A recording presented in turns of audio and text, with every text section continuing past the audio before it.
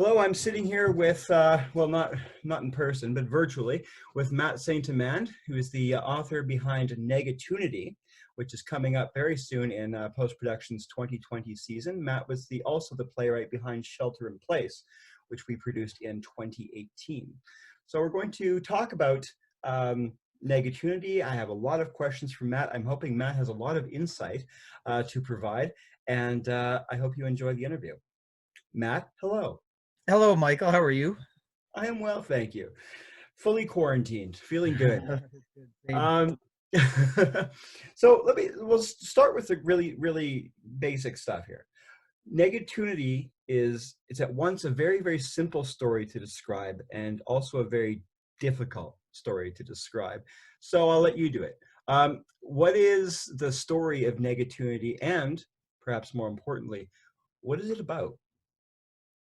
Negatunity follows one day in the life of technical writer Singleton Castamangus, and it's a pivotal day. He has made a kind of an earth-shattering discovery in his own life days before, and the reverberations are still being felt the day that the play is taking place. And it finds him attempting to do what he always does: follow routine, go to work, do what he's supposed to do at work. But the reverberations of this discovery they shake him off course, and he ends up not kind of fulfilling his day as he normally would. So that's the story. What would you say that Negatunity is about? What's the point of Negatunity? I began with the premise of um, being an artist, but also having to earn a living. I mean, you know, we're practical people, many of us, and maybe not so lucky or good at networking or various other whatever. So I would prefer to be at home, writing a novel, working on writing pieces. But the reality is, in order to earn a living, I would do work as a technical writer. And so it began with, how does the artist fit into the work world, especially in a world where it's ruled by the marketplace. The marketplace has spoken. It doesn't want your work, doesn't want my work. So how do you continue? Do you continue to create your artistic work? Of course we do. Of course I do. And while at the same time trying to fit in to the structure of a day job. So it began there. And what it means beyond that is, well, it goes back to the story of him making this discovery, and that the person, that we are people at work, and that the person, much as we try and fall in line, much as we try and fit in and do what we're supposed to do, the person will sometimes rebel. And even within our own self, I am pushing myself to follow the rules, but something inside me is kind of welling and bursting out, and Right. And will not be denied. So Your inner rebel. I suppose, I mean, for the most part, I find it very easy to follow the rules. I find most rules very ridiculous. I'm an absurdist, which helps me quite a lot. So the more absurd, the more pointless a task seems, the more I have absolutely no trouble whatsoever doing it. I went to a high school where we had to wear uniforms. Didn't bother me a bit, because it's me inside it. I couldn't care less if they wanted me to wear a suit of armor. That's totally fine, because it's just me. The people who would rebel and, no, I can't, and they would alter the uniform or just could not do it. I thought, well, you know, if you're that threatened by these ridiculous clothes, I mean, where are you at? I could wear that all day long. It makes no difference to me what I'm wearing, because it didn't change what I thought or what I would say or what I would do. Well, that raises an interesting point about, you know, the effect that our own conception of identity, of our self-identity, can have on the choices that we make in terms of our willingness to conform, right, or our likelihood to rebel. It's an interesting way of looking at it. Yeah, I would do my best at my day jobs, and I've had probably 30 or 40 of them, because I never fit in. So sometimes the market would shake its back like a dragon, and I would just be tossed off in a layoff, or, you know, the department I worked for would be made redundant, or it'd be sold. And then other times, I was fired, and I have always done my best, but I will try and fit in. But the person inside me will not be denied, I guess. So. Okay, well, let's go to something that's really, basic and almost a silly question to ask, but I'm going to ask it because I am curious about it, which is, what can you tell us about the choice of your protagonist's name, Singleton Castamangus? I've worked in any number of offices and have come. One thing that I do like about work is that it forces me to be around people not of my own choosing, and that's great. And I hear great stories when I'm among people not of my choosing. I run into great names, very interesting experiences, and I had just I run into people with unbelievable handles. I met one guy from Iran, and he was the most gentlemanly, just lovely person. And quite honest, I wish I could pronounce his name for you, but it had about 100 letters in it. And Bakhtanush was his first name, and his last name I can't even begin. And he was a great guy. And I just thought, wow, like I'm sure back home that is John Smith. And Right. so with Singleton, that he's a very singular person. And I think somewhere along the line I'd heard the name Castamangus. Again, I'd heard some really cool multi-syllabic surnames. And every once in a while when I'm riding my bike or walking or doing some mundane task, for some reason names come to me and I'll make note of them. And that was one that came to me, but for some reason it really seemed like attached to this story. It wasn't just some random one like, oh, I'll use it somewhere. No, that was the protagonist of Negatunity. Mm-hmm. Yeah, I want to talk a bit about structure and location. You chose a very simple overarching structure for the story, right? A man's life flashes before his eyes, basically as he falls from the Ambassador Bridge. Very specific location. Why do you choose that specific kind of structure in that specific location? Well, much is made of books, say like Ulysses, where you have this 784 page novel that takes place within the confines of a single day. Mm-hmm. And I wanted to take this guy's single day and drop it into about 4 seconds, almost at the end of his life. And the phenomenon that known as tachypsychia, that slows down our perception of time and almost makes a person feel intoxicated and kind of insulated.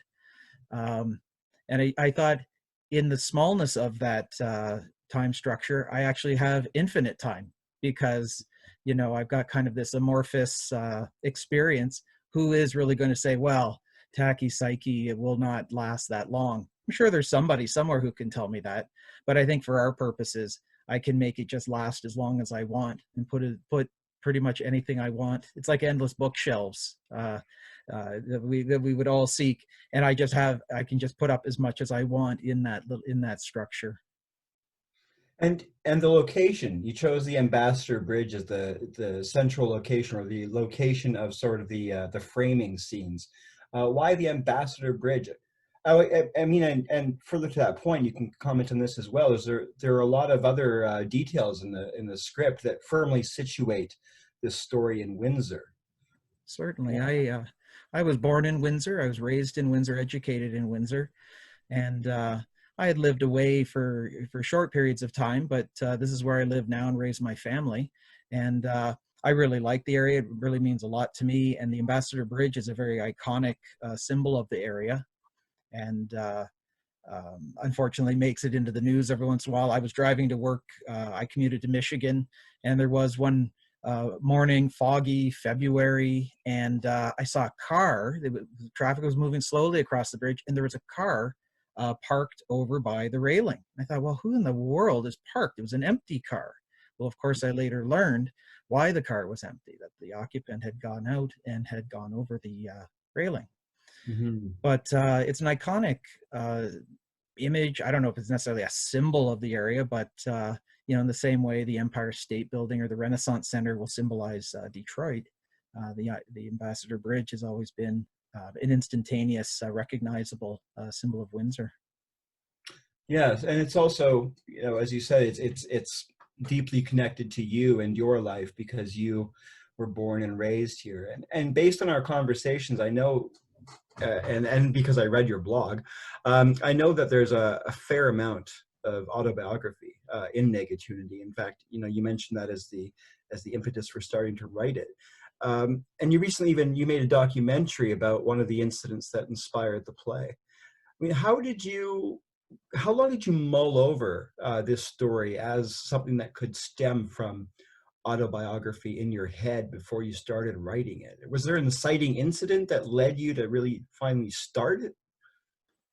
I began the story probably about 5 or 6 years ago, and for the longest time, I had about the first 10 pages, and it just stopped, and Mhm.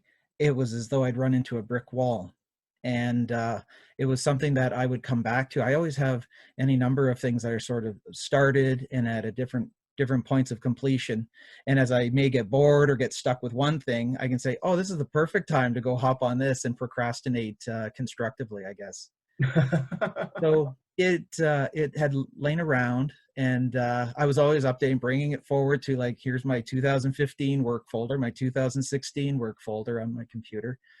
And one day, it just sort of clicked. The initial uh, thought about the artist trying to make himself fit into the working world. And Mhm. then while I was in the working world, I'd had an experience where many years ago, when a childhood friend of mine had passed away in a freak accident at home, and it had occurred when I was 7. So much as I remember the time frame of it happening, I was not even clear on the year that it took place. I knew it took place around Easter, but not the day, and Mhm. I had no idea where he was buried. And over the years, it's come to mind. Um, and I would do internet searches. And then there was one morning, the Friday before Labor Day, 2017, I was alone in the office. I was one of the few people who can never seem to book off the day to make the long weekend longer. So I'm there, kind of walking around and sort of able to do what I want. And I ran an internet search, and sure enough, that was the one time that everything was answered. I located a grassroots genealogy website that catalog these things. And to be honest, it was careful what you wish for. It was much more than I anticipated handling that day. And it was about 8 o'clock in the morning, and it was I was really surprised how much I relived the event. In a picture of his tombstone had come up on the web page, and the memories flooded back. I saw the date, and then I did a double take on the date because he had died on April 12th, which turns out to be the same day that my eldest son was born. And anyway, that seemed to be kind of the missing piece, or the missing piece to Negatunity, to that the person will not be denied, that humanity in this, what can sometimes be an inhuman environment, Right. won't be stifled or stopped. This so there's even more autobiography in it than I realized, based on what you've just said, which is interesting to me. I find that, okay, for me, stories that have a basis in the playwright's own life, they always seem a little risky to me. I always worry that you could cause offense, or what are the lines of demarcation for you between the autobiographical elements of a story like Negatunity and the fiction, and how do you decide where those lines are? Well, for me, the story is the boss. The story kind of dictates what it requires, and sometimes it has a very steep price. Um, and I'll use autobiography because I always want to have as much realism as possible. And when you delve into tricky areas of emotions, I don't want to guess. And that's why I think sometimes, like, as a white male writer, I really don't write much from a female point of view, because I really don't have the depth of knowledge that I would feel comfortable to really dive deep into a story, or a person Mm. of color, or some other background that is not my own. So I work right from my own experience. And certainly I've sat in performances of my own plays, and I have looked up at the stage and I said, oh my God, did I actually write that? And a couple of times. And I thought, next thought was, yes, I did, because that's the story. So even I can be very uncomfortable in the theater, and that's just how it goes. Yeah. Okay, on to something more fun. You coin a lot of really fun neologisms in this, Okay, or I think they are anyway. great. Negatunity itself, ordealist, intoxinant, and for me, each of them is in itself evocative, and they almost need no explanation. And each of them, I think, serves a function in the story that wouldn't be adequately served by an existing word. But I'm curious about where these terms came from, and how they came to your mind, and how you ended up choosing to create these words rather than trying to fit what you had in your brain into what the language is already giving you. Well, I think it goes to the story is the guiding force, and sometimes it'll go into territory where, and these are reasons why I'll get stuck at times, and weeks or months might go by before I can solve the problem. And I'm not saying the problem can be solved just by coming up with a word, but the path that I'm going, that is my machete that I am foraging through the jungle vines with, and sometimes I'm glad that they're understandable, because some writers are lauded for saying, wow, they've just created all these words. And it's like, yeah. And like, you need a dictionary, or you need a separate guide. And I don't understand the value in that. So with these, it was just me kind of forging where the story was leading me to. Okay, so how would you define negatunity? Negatunity is what I think another generation would call a blessing in disguise. Something seemingly bad happens, but you can sort of salvage a bit of dignity or something somewhat all right. When life hands you lemons, you make Gatorade, kind of a deal. So let's talk about the Bardos. Now, a Bardo is it's a Tibetan Buddhist concept that it refers to a sort of a liminal state of existence between life and death. And you chose 7 Bardos in the play as sort of the sequential skeleton of Singleton's story. I want to know more about that choice.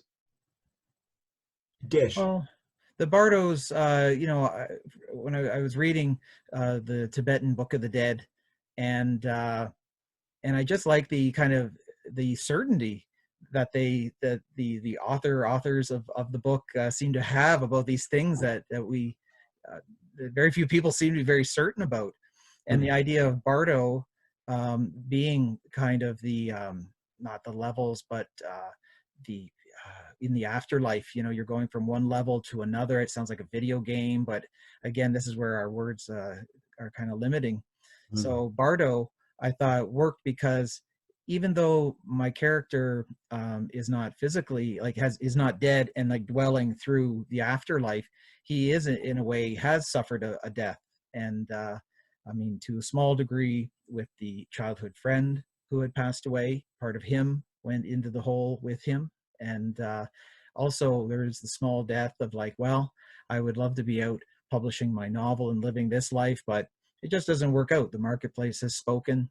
So I'm now in the workplace, but then also the breaking away from the workplace. And that, much as we love to see movies or read books, or there be these heroic articles saying, you've got to be the change that you want to be. And if you don't like your life, well, then you just have to go out and like, that's fine. If you want to take your wallet and throw it over the fence and take your car keys and kick them down the street.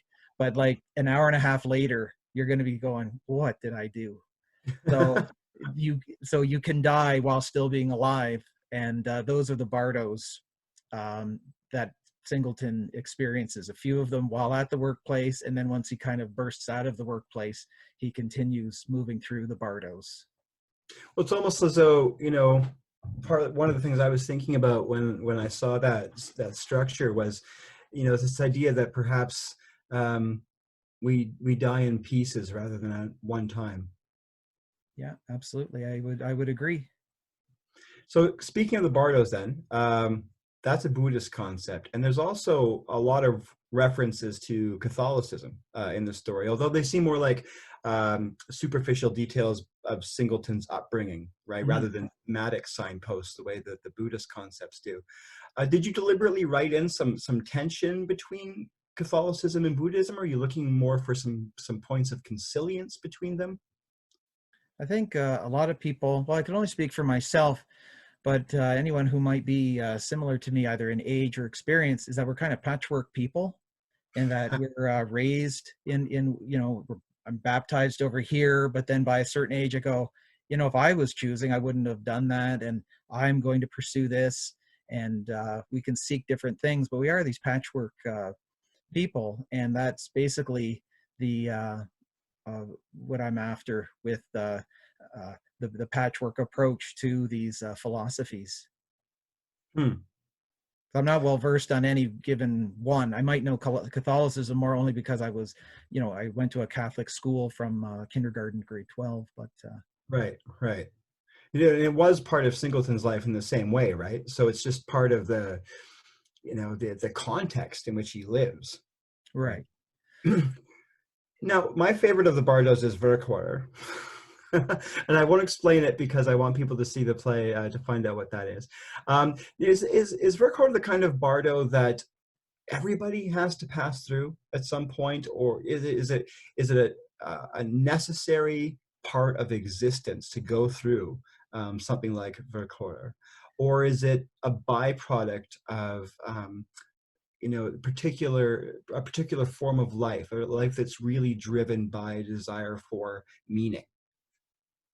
I think your pronunciation of the word is excellent. I Four struggle. years. I'm able to write it down on paper, but then when I try Verkor, I always imagine Klaus Kinski spitting it out, but or work horror, how it looks on the page. But I came up with that while at work, and I honestly, it was like having a stone in my shoe, but in my head, and I'm like, oh my god, like. So for what I discovered was that for me, it was what would drive me toward the door. But in fact, I find it's a state of being that most people are actually able to. It's like being able to stay underwater forever, and I don't know quite how they do it. Most people I know are in a continuous state of Verkar and have no idea. Um, I'm not trying to be judgmental or seeming that I know things they don't know, but just as an outside observer, and I make a real point and a real practice of observing people. But for me, it is most certainly, and I think many people kind of wake up to it, and that may be what drives them toward the door when you hear of these radical changes some people make in their lives. Or perhaps for some people, there's a kind of comfort in it, you For know, sure, for not sure. there's no willingness to leave. Yeah, Lou Maybe. Reed's got a great line in a song in his New York album, is that these people are happiest when they're miserable, and that's why they got married. And I think it's the endless cycle is the song. I'm probably paraphrasing it badly, but the whole idea, even myself, I'll freely admit that I'm only comfortable when I'm uncomfortable, and Hmm. that when I find myself in a predicament where I'm getting what I want, I suddenly feel selfish. I feel like I'm being self-indulgent, and I'm waiting for someone to rip it out of my hands, which is, I mean, you know, So this sounds like, the very definition of a self-sabotager. probably yes. I'm sure no one can relate to this. I'm the ultimate sniper when I've got my sights aimed at my own foot.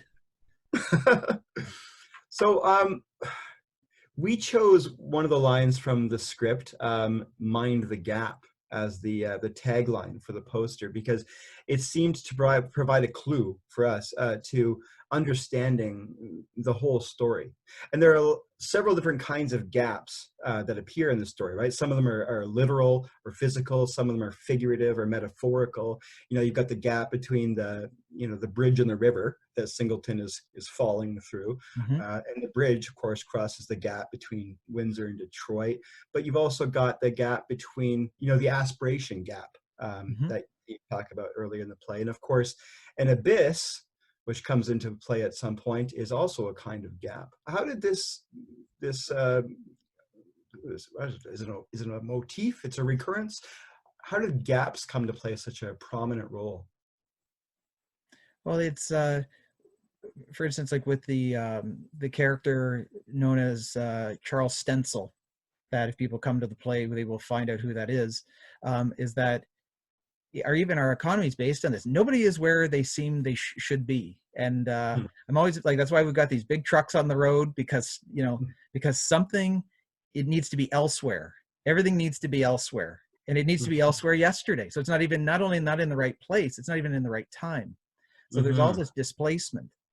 And I find even the gap between Singleton and his coworker named Storts, that here's a character who seems to have Singleton's best interest at heart, and yet there's a gap. Like, Singleton does not take it because of Storts's manner, the way he chooses to convey information. But so I just find there's a lot of a sense of displacement, physically, figuratively, and even chronologically, temporally. I don't know, but yeah, the gap is everywhere, and these religions and political figures, they and products on the infomercials all promise to fill the gap, to fill the void, and none can, because nobody even knows what it is. But Right. but it's there. So Right. Well, and without the gap, right? This is something that the philosopher Arthur Schopenhauer might point out too, and I'm going to bring him up again later.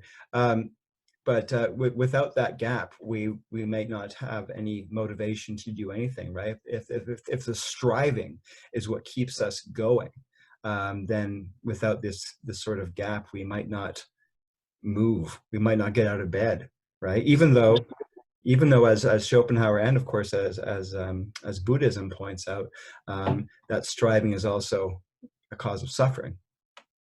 absolutely. I mean, Kurt Vonnegut talks about a friend of his he was speaking to, who had talked about having used heroin once. And he says the moment he used it, he understood its appeal. And he spoke of the existential hum. And he says the existential hum is what all people, your ordinary citizen who is not on drugs, and that is the nagging, the niggling thing that gets us to get up out of bed, to go to work. And this person who was talking with Kurt Vonnegut said when he had used this drug, he said it quieted the existential hum. So he was content to just sit where he was sitting. He had no concerns about what all ambition, aspirations went away. And I mean, people can decide for themselves if that's a good thing or a bad thing. But there's most certainly these things that drive us. And on the surface, I think it look bad or get a bad rap. And I think at times they're beneficial. Maybe, right, and as Vonnegut's example points out too, it ceased that striving, right? It ceased that need to fill a gap, and therefore ceased the suffering and the dissatisfaction that inevitably, right, come with that. Other people have talked about this in terms of dissatisfaction. Bertrand Russell talked about it in terms of boredom as a primary motivator of human activity. But you seem to have hit on something, I think, that is cross-cultural, if not even perhaps universal.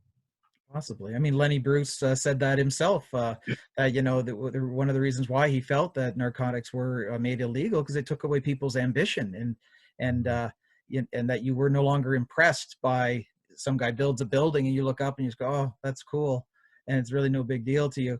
You go, well, what am I? Because I guess the message is that we're all doing these things to impress one another and to gain prestige. And if we've got something among us that nullifies that, then that might stop everything. I have no idea if that's true.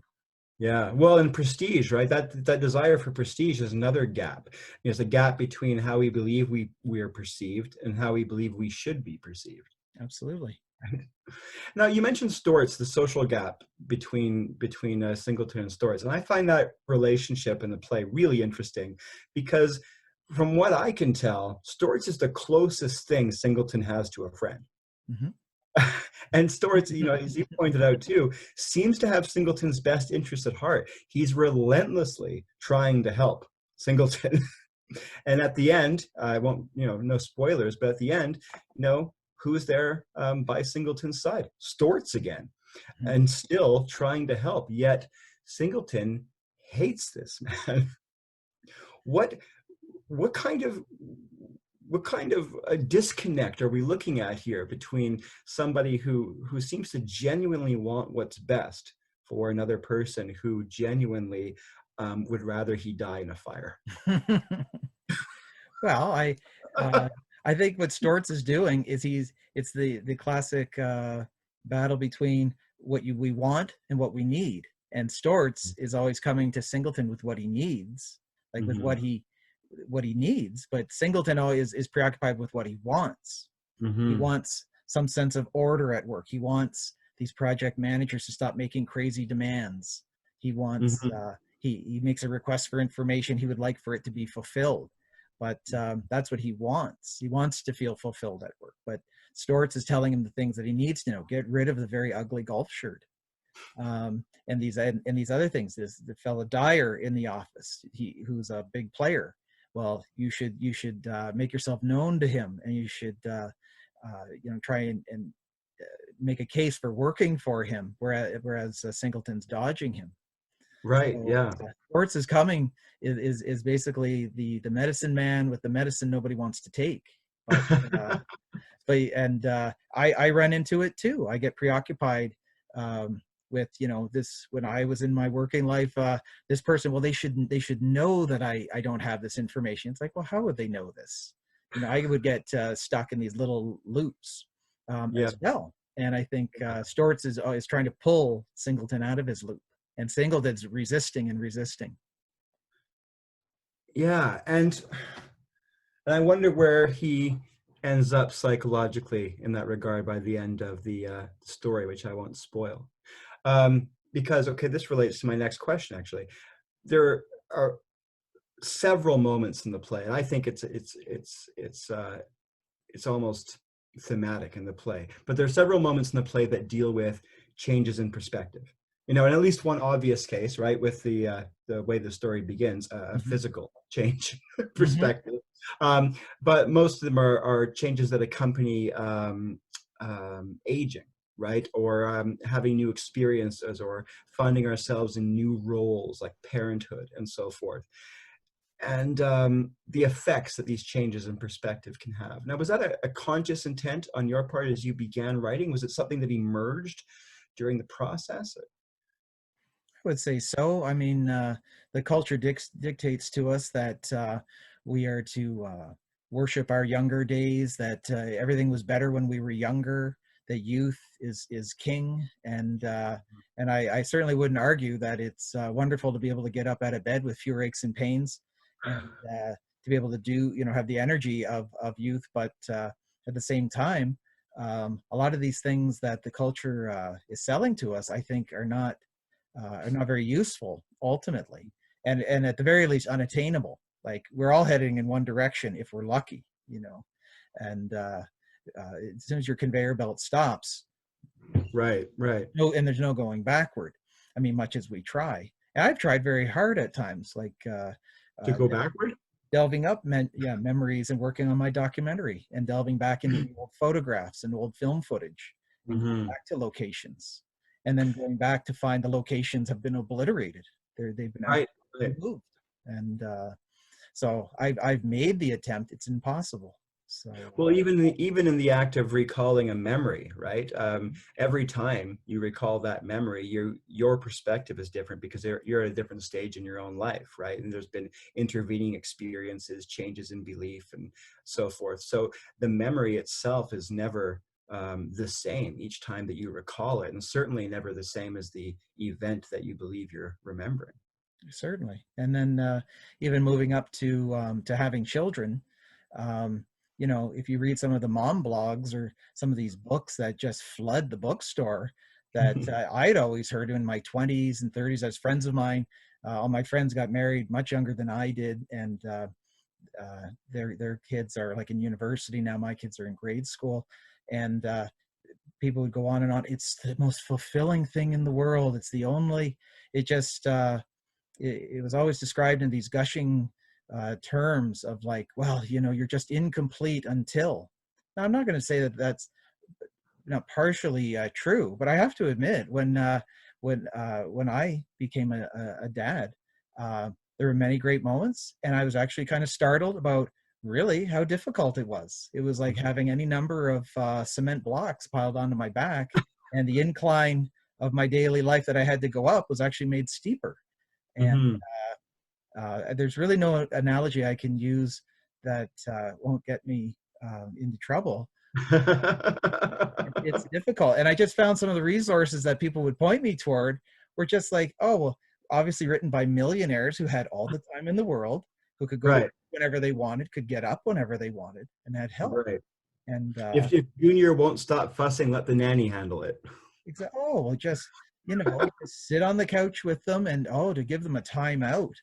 And I thought timeout was the humane thing. I didn't get timeouts. Now, my parents were very nice, but I mean, my generation, like, we were hit, and we actually learned very quickly. I mean, well, some of us, I had some friends who learned nothing, and they grew up to be able to take quite a few knocks. I find very few places where I've seen it kind of discussed credibly.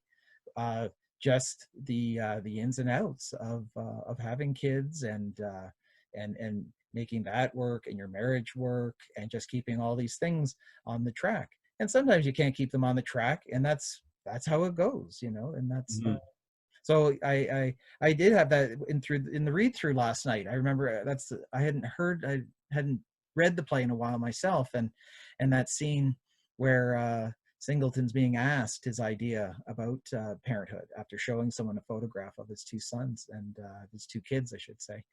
And I thought, well, I mean, there's not much truth surrounding parenthood in the way it's served up in the culture. And only once you're a parent, I remember the looks on the guys at work, their faces were like you're now in the trap as well, kind of a thing. Well, I didn't feel like that, but and these are guys who had like kids who were in their 20s, if not their 30s. They were older than I was. So when I told them I had a 3-year-old and a 5-year-old at home, they just couldn't believe it, you know. Well, okay. So I'm going to continue on this track of changing perspectives because I think that it's very productive in terms of understanding the story. You bring up the concept of slow motion perception at one point, right? Which is, you know, this experience in which time is perceived to move at a slower than normal rate. Now, normally, you know, that phenomenon is associated with a fear response, right? Like I've experienced it during car accidents, things like that. When we find something terrifying. But it can also, I think, fit in nicely with the theme of changing perspectives, because, well, there are a few different ways that, or a few different moments in the play that reinforce this for me. But one of them was that for children, time moves a lot more slowly, right, than it does for adults. You know, our experience of time's passage accelerates as we age. You know, a 10-minute timeout to a 5-year-old is torture, right? 10-minute timeout for a 40-year-old. Well, by the time I realized it started, it's ended. How did that influence your storytelling choices? Well, I was very lucky. I'm working on another project where tachypsyche, or the slow motion time perception, has come into play. And I've been very lucky. I've experienced it, but in actually a sports setting. So I've been what they call the zone. Now, I'd love to weave a story of how I was in the big game with hundreds of people watching, and I, you know, hit the fadeaway jump shot as I fell out of bounds. But I'd only experienced actually when the game meant absolutely nothing and there was no one seeing it. I used to go to the St. Denis Center at the University of Windsor to play basketball on Friday evenings, and there was this contingent of fellows that came over from Detroit. I was about 14, they were in their 20s, and they were good. And I remember playing with them, and there was a couple of games where it was like the Matrix. Everything slowed down, and I was able to just dribble here, dribble there, and just literally walk up to the basket and score. And they would laugh because I was shorter than a lot of them, and it didn't happen all the time, but I can remember a few games like that. So I've experienced that weird zone where time has almost no relationship, that you're outside of it. And so it is like Singleton at the beginning of the play, where like he can remember any number of things. There's all the time in the world, even though there's no time. Right. And watching him. So the idea of time passing, sitting at work, there is nothing more deadly than having an office job and being slow, having a slow day. It's murder. And when I finally, I now do freelance work, so I don't have to worry about an office. But when I look back on it, I was so not busy in so many of my jobs. And it's kind of a touchy thing to, yes, I would go and ask for things or make it known that I'm available. If somebody has something, I can do this. But at the same time, it's like, well, why is this guy never busy? And you don't want to start raising the red flag, because one of the bean counters or cost cutters is going to come over and say, you know what, I've got a great task for you. You can drive home and not come back. Yeah.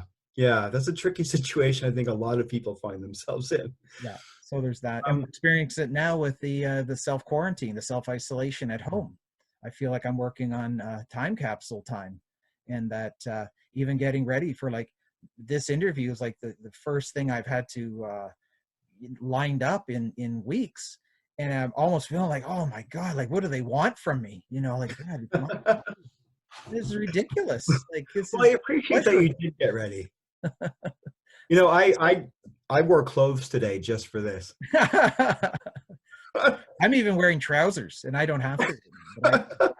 It's my compromise. And you know, that was one of the other things that stood out to me about the play is, you know, the necessity of compromise is something that Singleton brings up early. And then it also seems to recur at several points, right? As something that the circumstances of life, you know, force us to accept that we have to make compromises. And some people might call that adaptation. They might say it's positive, but I think that might be a little Pollyanna-ish. Sometimes it's positive, sometimes it's negative. How do you see this issue of compromise that's forced on us in the broader sense? I mean, you talked about it in terms of the impetus for the play coming from the necessity of trying to coexist as an artist and as a worker in the world. Well, when I was in university, I had a writing class, and one of my classmates was obsessed with Glenn Gould. And one of the things that he really liked about Glenn Gould, the character, like the man, was that he was absolutely uncompromising. Like, he lived to the exclusion of everyone else, is how this guy described it. And when you hear that, you go, oh, wow, like that's a rugged individualist. Like, wow, I should be like that. And then I realized, I don't play the piano like Glenn Gould. I can certainly be like that, but I'll be, holed up in a tent at the edge of town because nobody's going to tolerate me. And it's not that my first sense of what I should do is to be mean to people or take advantage, but compromise is absolutely essential for us to get along. Right. Together. I mean, I've been around uncompromising people, and I do everything I can to just limit it, or not be around them at all. But in the workplace, I mean, I've got to make compromises with myself. I think that was a big thing in the beginning of Negatunity, where that's actually what sort of kind of broke it down for me, was understand that I'll have Singleton as kind of the single voice, but that there would be two other kind of characters who would take on different roles all throughout, and that we would have the pragmatist come out, and we would have the artist, and we'd have kind of a dialogue between them, because that would be going through my head. I'd be sitting having to work on some dreadfully boring project, and I'd be thinking, oh my God, any number of writers I can think of at my age would be the ones that didn't shoot themselves, that is, would be working. I could think of all the works they were on. I was like, oh my God. But I think of James Joyce, and I mean, I'd recently read the Amand biography, and quite honestly, I wouldn't trade places with him. He dragged his family through absolute misery. He had over 200 addresses, and that's fine that he, to get his work done. And I'm glad that he got his work done, but that I couldn't do that to other people myself.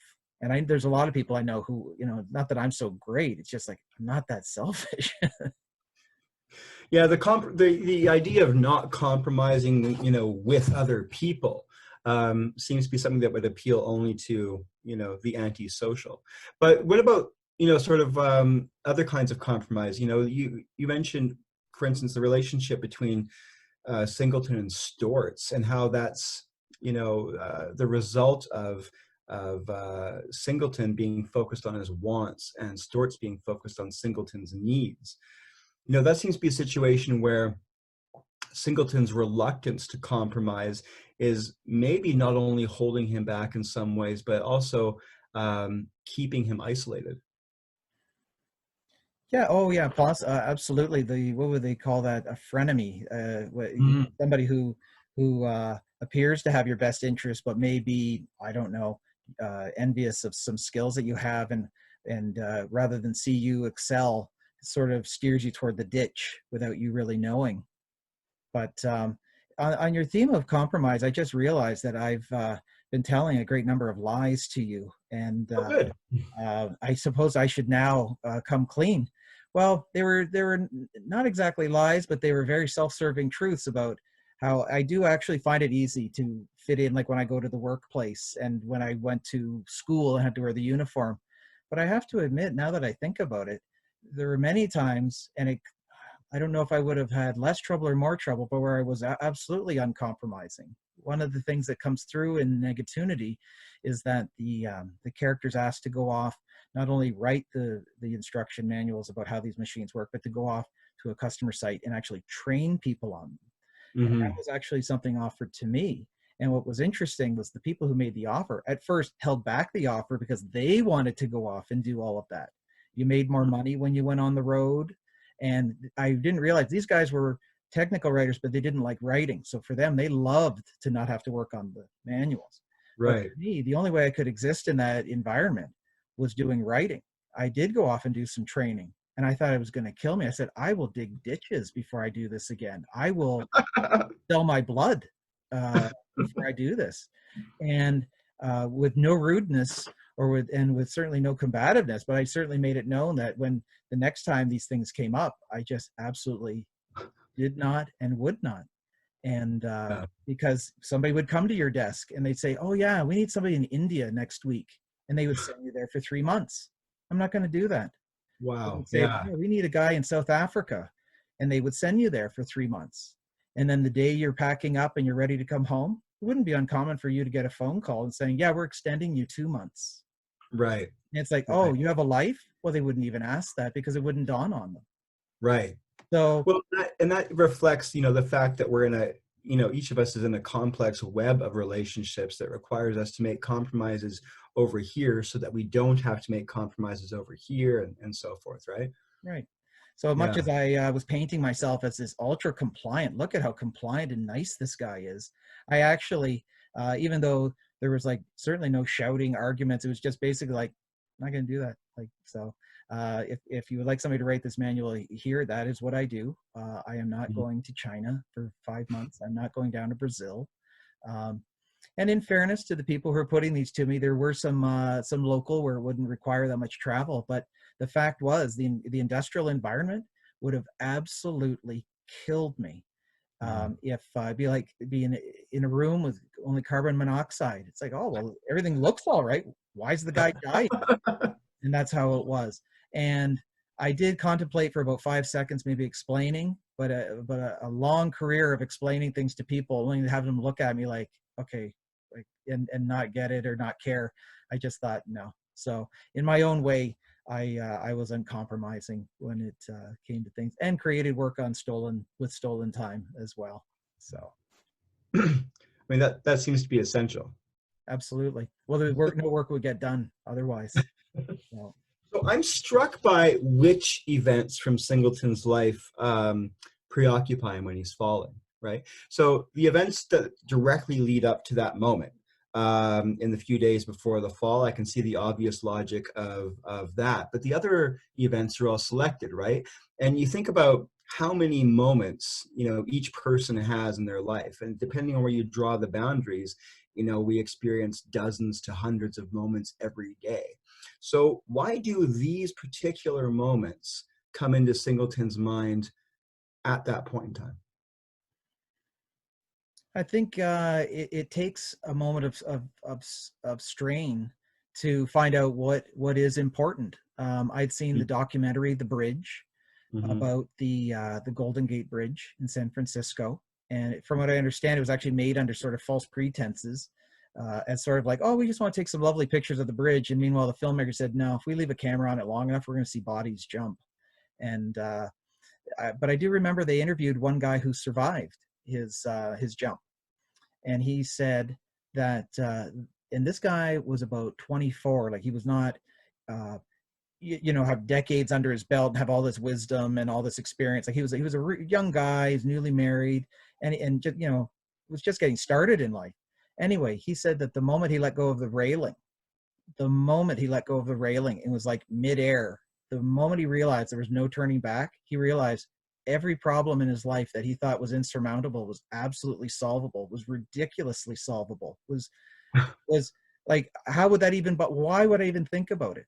So as he fell, he positioned himself. So he landed, I think he broke his legs, but he did survive. I mean, he was interviewed, but what I took from that interview, what he was saying was that, he wasn't going over his favorite song lyrics. Like his thoughts in that moment were not of his own choosing. And it sounded more like an explosion of realization and a sudden shock. Yeah. And that, like the insulin shock that's spoken about in the play, that the old, I imagine, debunked, although you hear about these horrible practices and you go, oh yeah, it's making a comeback. So I don't know if insulin shock therapy is making a comeback in psychiatric circles. But I think that in that moment when Singleton is midair, that he is almost not in control, and that he'd probably be as surprised as anyone that, oh, these are important.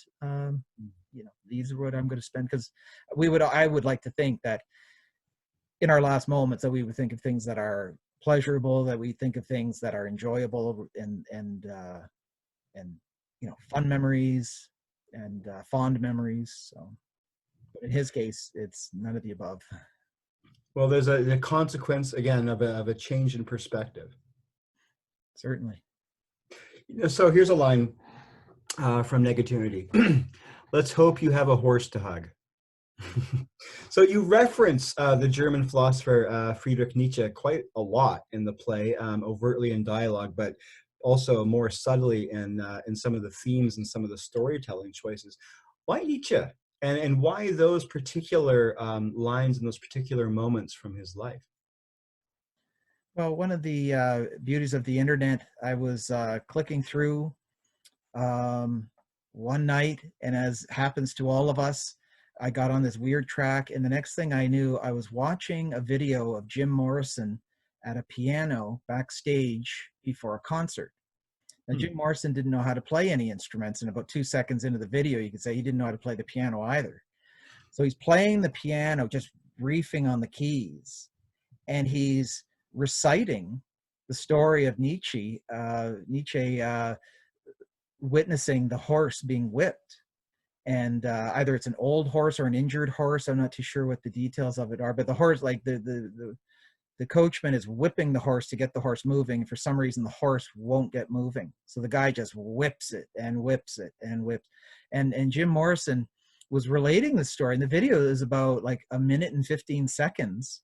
And and he got to the point where Nietzsche goes up and throws his arms around the horse. And from there I went and read about it a bit more, and some people think, well, he was protecting the horse, whereas I think that he wanted to receive from the horse, that like he was that he wanted contact with something that was not going to judge him or ask something of him. And I personally, I'm sure somebody could say, no, we know by verifiable fact he was trying to protect the horse. But also, there's Pete Townshend's collection of short stories that's called Horse's Neck, which I'm going to take a guess and say possibly that he took the title referencing that moment.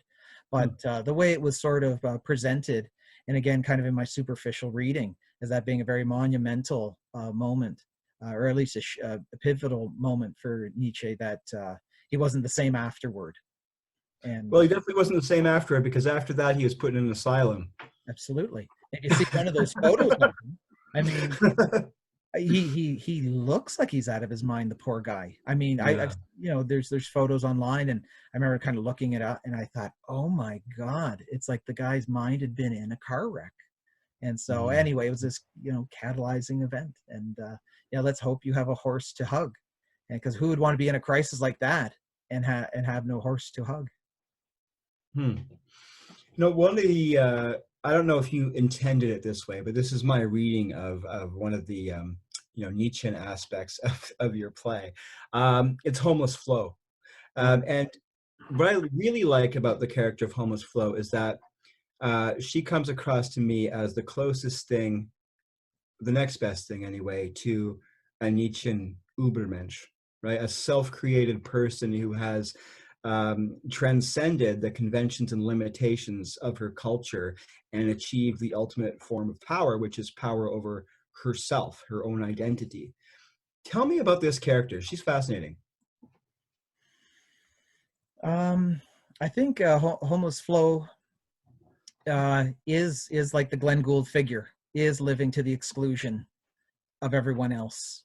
And I think we later we find to what degree she is uncompromising, and that people do exist. And I think it's worth looking at them. Is it strength of character? Is it madness? Is it are they stubborn? I mean, what is behind this? And ultimately, is there really any benefit? Because we're all like interested in extremes. I mean, I'll be at the bookstore, and you see the bodybuilding magazine, and you look at these guys, and you think, my God, like the time they would spend, building themselves up like this, they could have written like 900 symphonies. Or, we're just at these extremes. Or of course, we like, the stories of, people who have gone mountain climbing and it goes all disastrous, and endless movies are made of these things, but we're very interested in these extremes. And here's a person who it's a self-imposed extreme, because if you find out, the person may or may not have to live this way. And it does begin to seem like, oh, you're just choosing to live this way, but it looks like a very difficult way, very uncomfortable way to live. And I think ultimately, like, if it is strength, it's like the bodybuilder. It's like, that's what you do with your strength. Like, that's what you're choosing. Now, who am I to judge? Like, yes, that's what they choose to do. Okay, great. I mean, I have had many people who, in conversation, when I say I'm a writer, and they'll ask, I mean, have you written anything? And I'll start enumerating a few things. I've written a fair number of things. And I've had many people just say, wow, like, almost like, that's such a waste of time. Really? How could you sit at a computer? And I'm not really bothered, because anybody who would say such a thing, it's not an opinion like, oh no, I've got to really win them over. It's like, okay. Right. Okay. Yeah, you could have been spending that time windsurfing. Yeah. Well, I mean, God, look at all the reality programs I could be watching. I could be a scholar of The Bachelor, or, oh my God. or The How many Apprentice. seasons behind are you? What's that? Yeah, exactly. All of them. All of them. Another thing that recurs, and maybe you kind of intimated, you pointed in this direction when you were talking about our love of extremes and so forth. One of the things that recurs in Negatunity is binary opposition, right? So, for instance, between the pragmatist and the artist, between the industrial world, of machines, and the natural world of humans, and that made me think of sort of the Buddhist tendency, it's not a necessity, but a Buddhist tendency to, reject binaries, at least as oppositional in reality, and the Catholic tendency to accept a variety of different binaries. But then I was thinking about the frequent references to Nietzsche in the play, and I found myself reminded, that in what is considered by many people his masterpiece, Thus Spoke Zarathustra, the central figure is a fictionalized version of the founder of Zoroastrianism, which not only embraces binaries, it builds the entire universe out of binaries. Everything is binaries in opposition with each other. And so I'm just curious about these binaries that recur throughout the play, and whether or not they're influenced by, you know, these religious or philosophical strains, or whether they came from elsewhere and this is a coincidence. Actually, I think it's the necessity of like coexistence, whether it was in the classroom growing up, and even more so in the workplace. Because when you're in the classroom, you're technically like in the zone, and the zone where people have to tolerate you. And but once you're in the workplace, they don't really have to. I mean, they will. Depends, you know, if you've received any amount of training, or like, well, we've invested this in this person, so we're going to give them a few chances. Or and I've worked for many nice people where they can actually understand a mistake as a mistake. So there is that. Right, But I right, right. do, in dealing with people not of my own choosing in an office, there are those people that I'll run into who are not the benevolent storts. They're storts, but they don't have anyone's best interest but their own at heart. And I would stop, and in my mind, and there'd be a few times where I'd even ask the person, like, I try and boil it down. What exactly do you want? What would make you happy? Like, you're hitting me with all these requests. You're seeming to spin events this way, spin them that way. And there seems to be a lot of confusion, a lot of conflicting. Like, if we were to just clear the deck and just say, what is it that you want? And there have been a few times where I actually said it to someone and they were surprised by the question. That kind of cleared the air. And there's other times where what they actually wanted was a pretty simple thing. And then there's other times where, what did they want? Oh, well, no, I just am entertained by driving someone crazy. There is that. Well, I mean, you must know psychopaths, like the studies done, the number of psychopaths that are out in society. I think it's 1 in 100 people. Yeah, it's about 1%. Yeah. When I'd seen a documentary on it, the interviewer was shocked and immediately equated psychopath with like violent person. And the guy who was and the guy says, oh no, he says, what I'm talking about is the havoc they wreak on our economy, because they have all they possess all the traits that make them very successful in business, because they're not sentimental. They have no problem shitting on people. They have no problem cutting, you know, of making any deals that benefit them and hurt people who are seemingly close to them, on and on. He says it's the havoc they wreak on the economy. And it suddenly started to get a little dull there, but the 1 in 100 stat was pretty startling. And I have run into people, but I at times when I find myself getting muddled, is to get back to basics. And I'll even ask myself, and that's where the dialogue between the pragmatist and the artist comes from. I'd be sitting, you know, in my cubicle, because I've never risen to a height where I would actually have an office. I've always shared space, very tiny spaces with multiple people. And I would be sitting there, and they'd be working away and seemingly very content. And Yeah. well, what is wrong with me? And I would say, what is it that you want? And like, how close can we get to getting that? And that's where the dialogue, and I actually had some fun then spinning that out a bit, because having the pragmatist, and I do enjoy working from the extremes like that, because I think the artist in that dialogue has some valid points, but the pragmatist, I mean, how are you going to argue with that? You know, I mean, we're lucky right now. I say to people that I've got Justin Trudeau and the Premier of Ontario have mandated that I stay home and work on the book that I'm writing. So I have finally attained it. So, so COVID-19 is my negatunity. So these binary oppositions then in the play, they exist, you know, in the context of that necessity of compromise that we talked about earlier. Yeah, I mean, the Office. I for some reason I find myself writing about The Office, and I have to admit, of all the heroic landscapes I would have wanted to set stories, the the thin carpeted, cruddy office that's made of cubicles, and the spaces I'm choosing are not. I have to admit are lackluster, but I think that can make other things shine. Right. But a lot of compromise has to take place to make that kind of environment work. I mean, when you've got the creator of cubicles repudiating cubicles, it tells you what kind of environment it is. Right, right. Well, okay, environment. So I was thinking about the ordealists and the decriers. Actually, you were just talking about the decriers, and they're presented to me. It seemed like as as though they were like wildlife being observed in their natural habitat, right? And there's even a reference to taking video of them for National Geographic. So is that sort of what you were thinking? And is Singleton somebody who just, he's in somebody else's habitat, he's in somebody else's ecosystem or something, and he belongs elsewhere? Absolutely. None of us is where we should be. And as we find out with other characters in the play. But yeah, as the observer, to see these people who, like the ordealist, lives to the exclusion of everyone else. Mm-hmm. I'm not saying my way is right, but if I've got a line of people behind me, I'm not really going to launch into a litany of questions about how exactly is that ham and cheese sandwich made. I mean, there are certain things I can guess. There are certain things I can intimate. There are certain, conventions I can fall back on and understand that I've experienced bread before. This bread looks like previously experienced bread.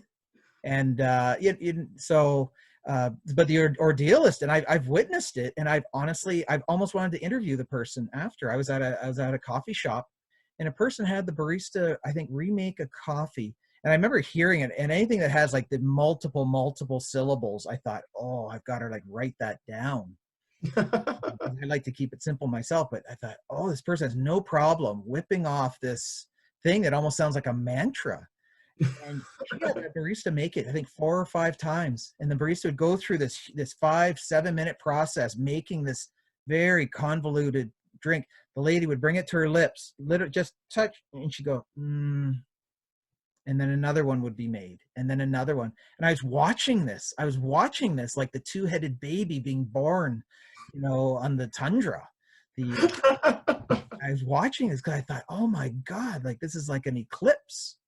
You kind of want to take her aside, right, and sort of point to her and say, how does this happen? Absolutely. I wanted to interview her, but not, in not any derogatory way whatsoever. Because she's beyond help. She's beyond all reaching of human communication. But I just wanted to just interview, like, well, what's next? Yeah. How does that rate?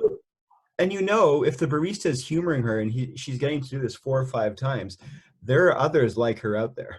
Oh, absolutely. The whole contingent. I'm sure they drive around in a Greyhound bus and they just offload at various places. And then they go back on, and then everybody, after sweating. I'd worked in hotels when I was in university, and I would get these people at the desk. And I get it. You're going to a hotel. I know how I am. I mean, you're on vacation. You want things to go right. But I mean, we would get some people who are absolute maniacs, and it was interesting.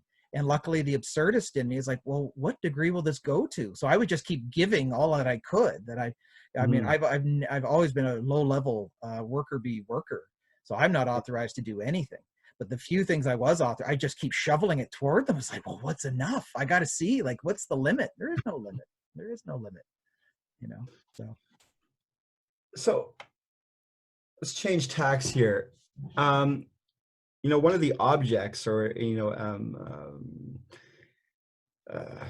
I'll say object, that looms large in the play is the tree. I'm going to capitalize tree, right? And the metaphors, that used to describe it are intense, and they're intriguing, and it gives you a sense of its grandiosity and so forth as it loomed in Singleton's young mind. And I was thinking about that in relation to some of the other religious and philosophical threads that I was seeing in the play, and wondering about how in pagan religions, or many pagan religions, trees are associated with gods, right, such as Wotan. Did you have something like that in mind when you were creating this, what seems to be a very important symbol to Singleton? Well, oftentimes I will admit, I'm a very selfish writer, and I will carve out convenient handholds for myself. And that when I went to grade school, our school had this gargantuan tree. I knew nothing about trees at the time, but now that I think back on it, the thing must have been hundreds of years old. It was the trunk was wider than my car, and it was just as I described. It went up into these 2 enormous trunks. Each of them was imposing, but came from the single one.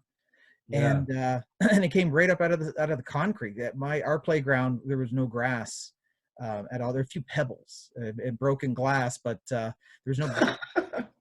So to Some neat. have this bit of nature uh, jutting up out of the pavement was unbelievable. And also, I'd always equated trees with fun and with climbing trees as a kid. And this one, even the most hardcore guy in the schoolyard I'd seen try it. There were guys who were very adept, say, at getting onto the roof of the school.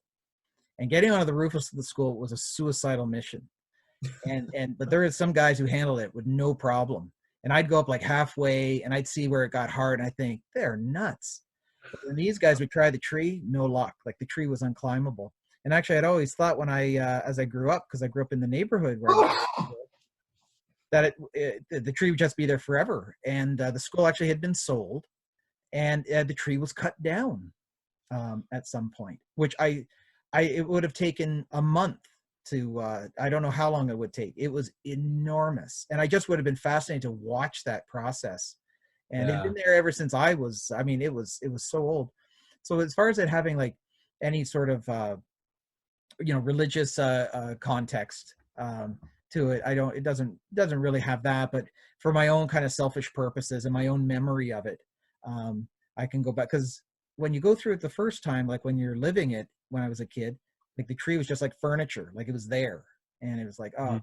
But it was only after, as an adult, and I'd sometimes, I might go back to my old neighborhood and just see, like, were these, did the things look the way I thought?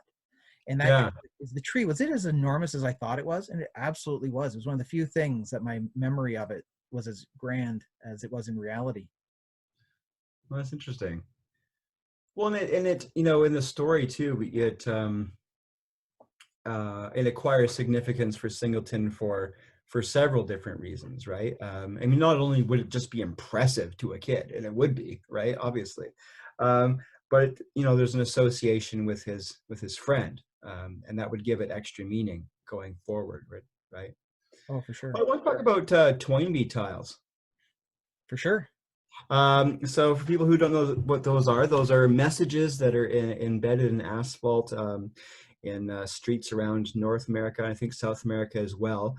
And they contain an inscription mentioning, it's mentioned twice in Negatunity at some very key moments. What led to the inclusion of that message in Negatunity?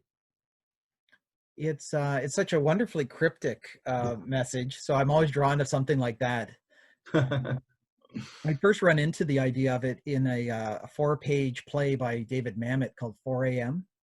Oh, yeah. Very, very short play where it's a call-in radio show, and somebody calls in. I think it's a conspiracy radio show host, and the guy's talking about Toynbee, who I believe was a scientist.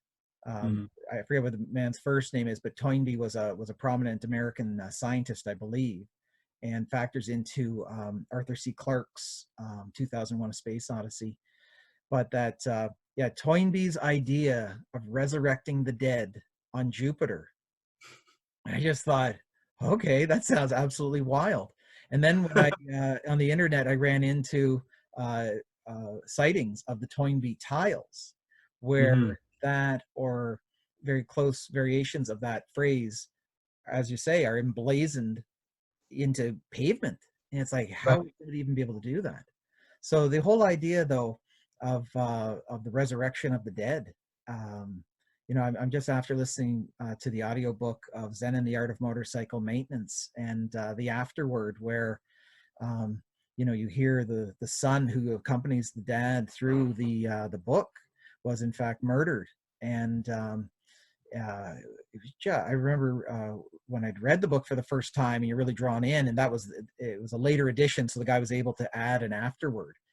And this person, Robert M. Pirsig, who has proven himself to be a pretty powerful thinker, when he himself is reduced to thinking, well, his son Chris, where did Chris go? Where did Chris go?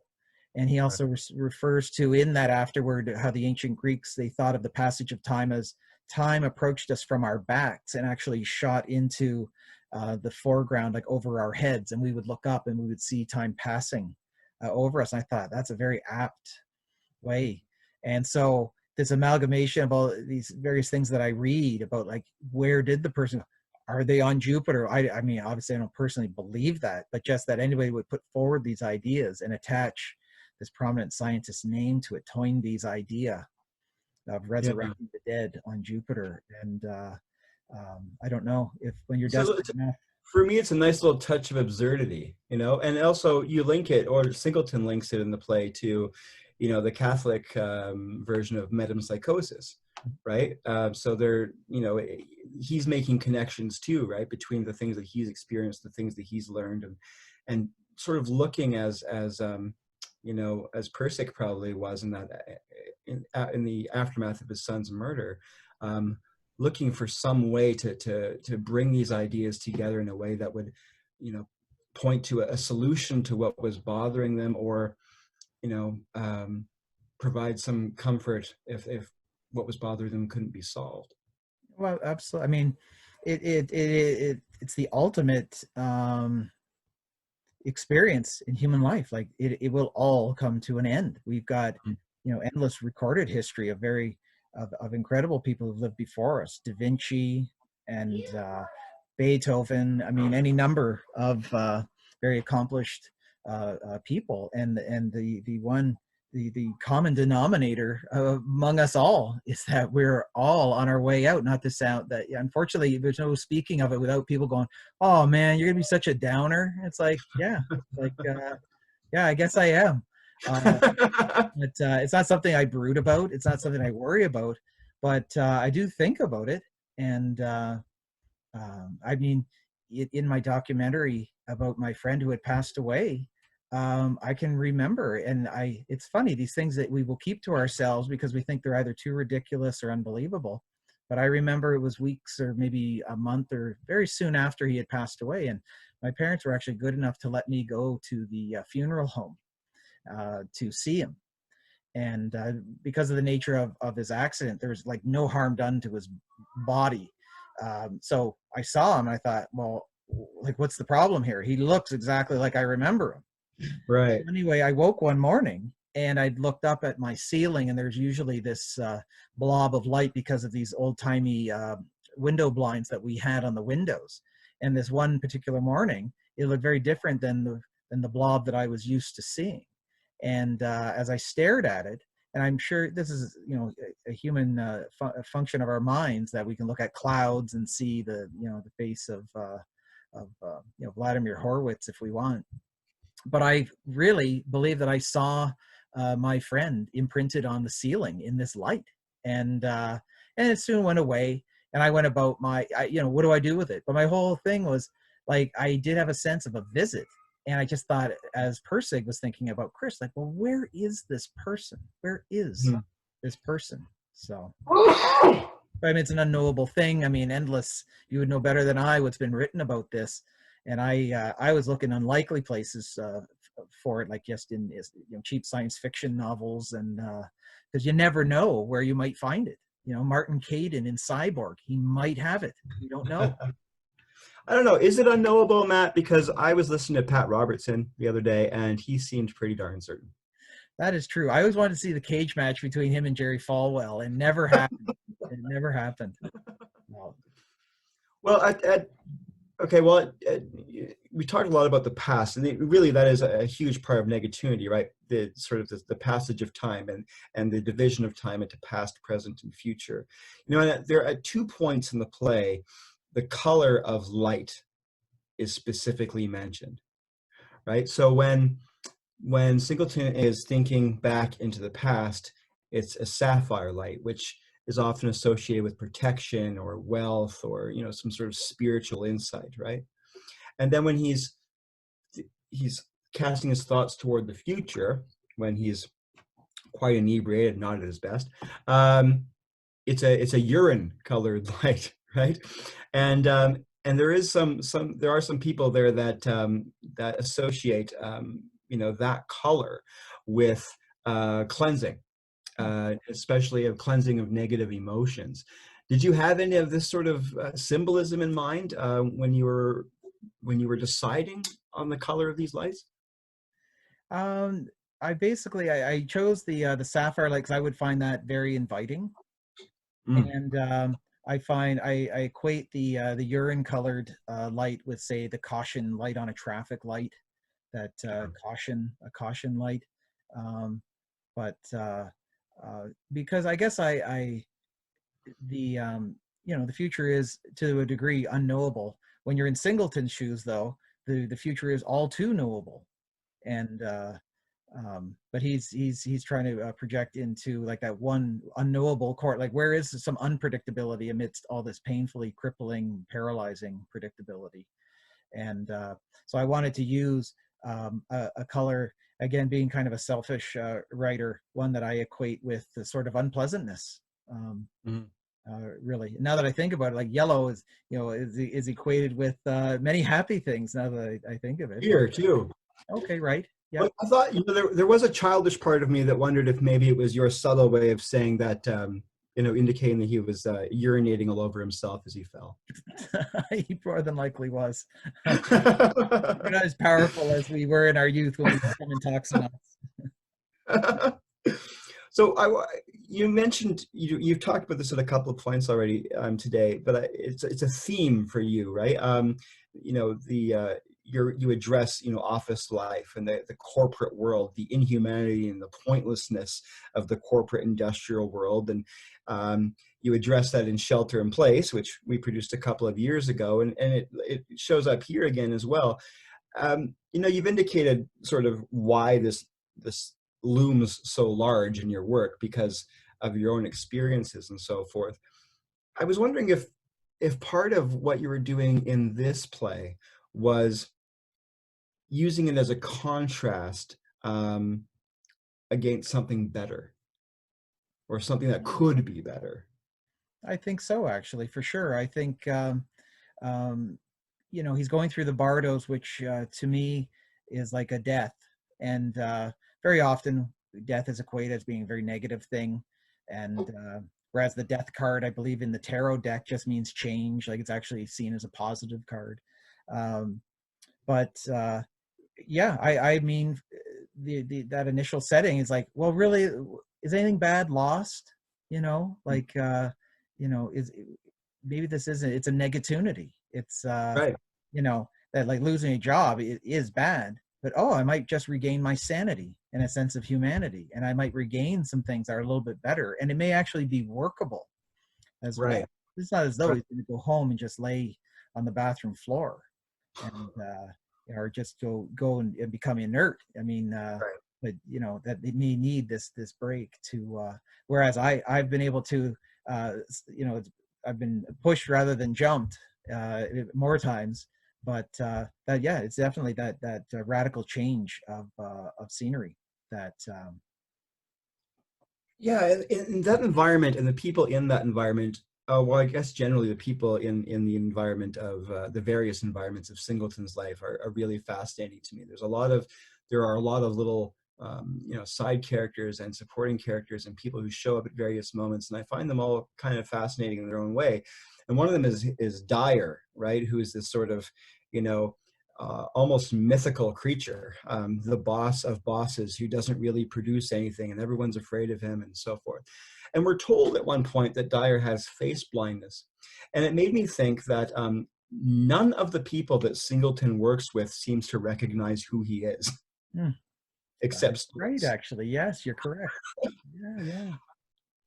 Is that an accident?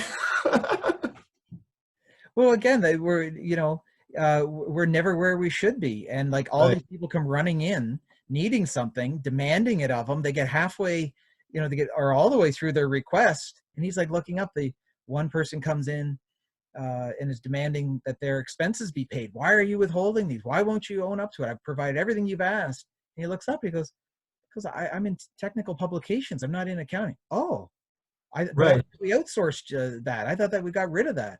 And I mean, that absurd environment, I've actually been there, and I've said, "Oh, I'm from technical publications," and I have had people say, "Oh, I thought we got rid of that. Didn't we just get rid of that entirely so we could all get like a 25-cent an hour raise?"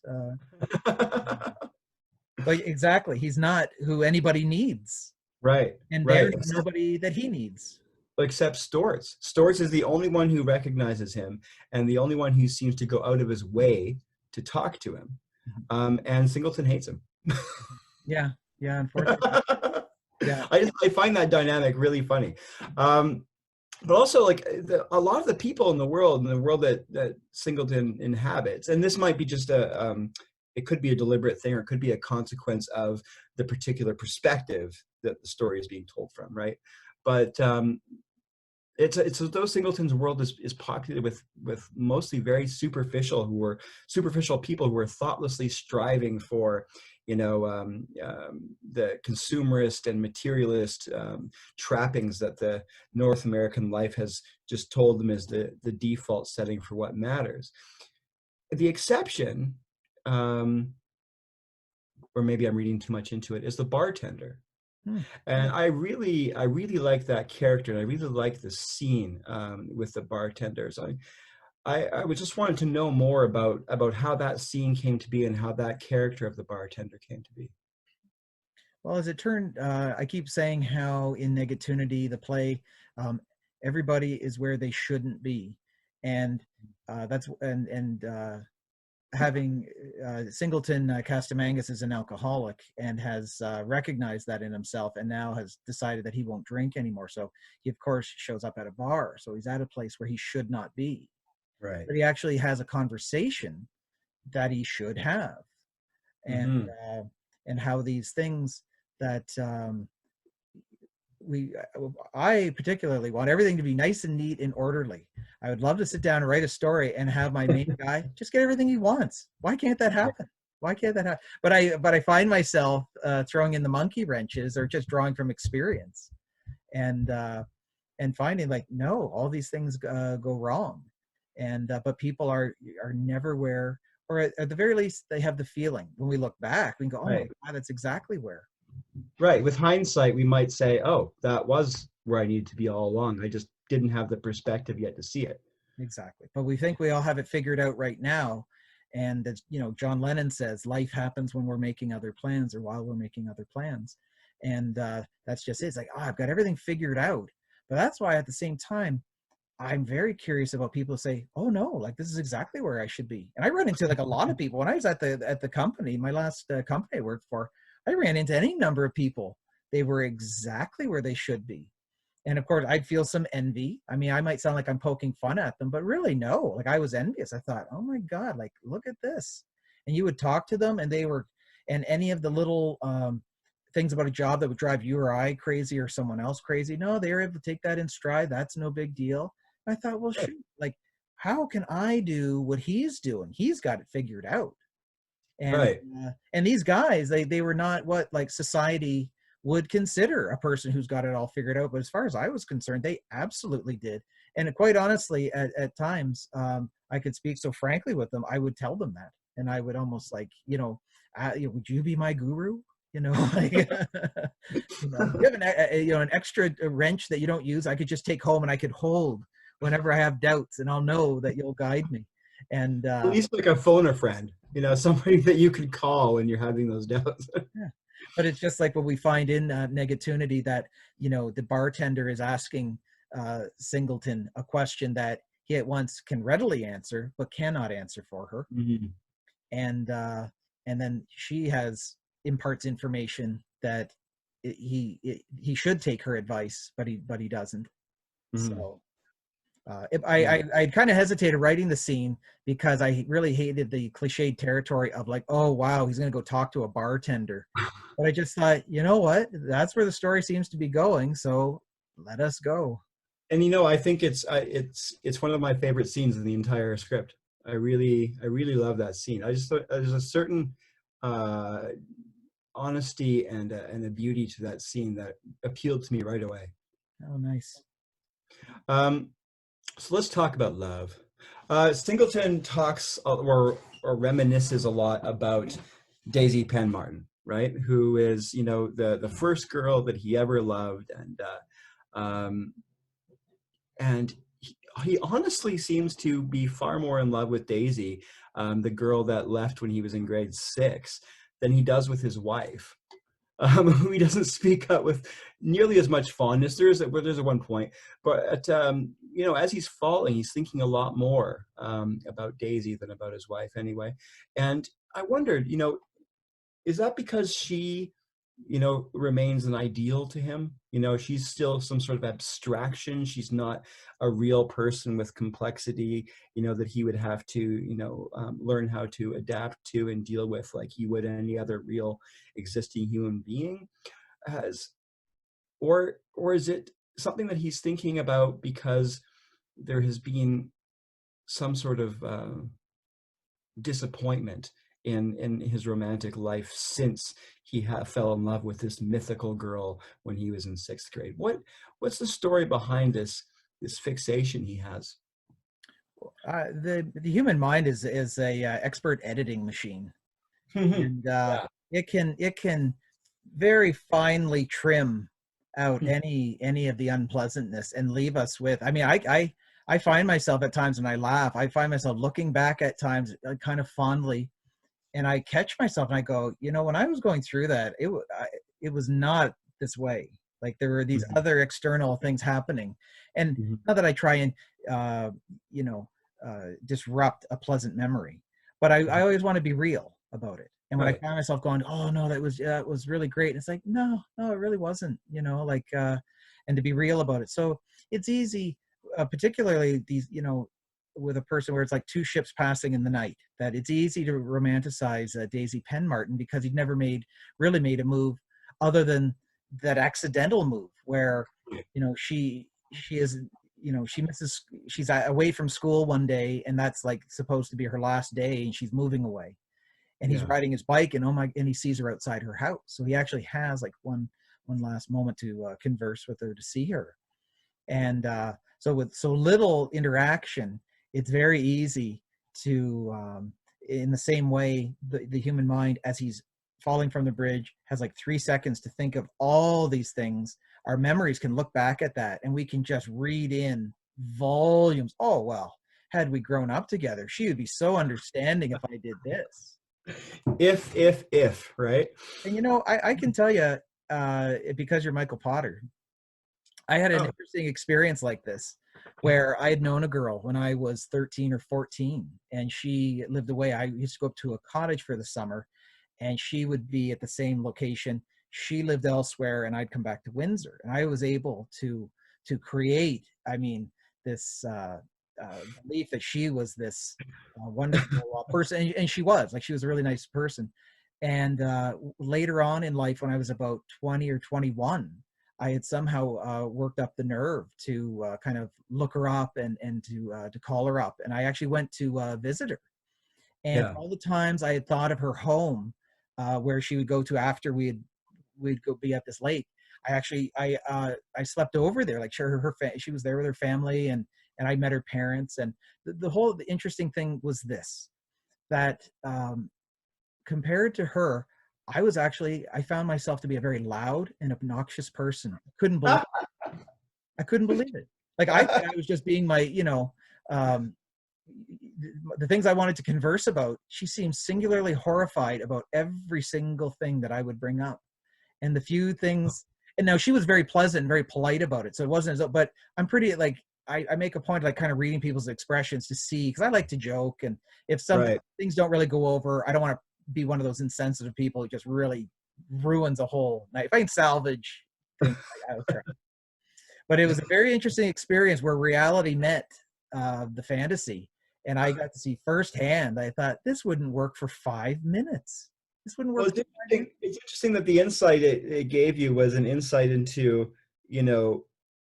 what you perceived in that moment anyway, as your external identity, right, to her, how you looked.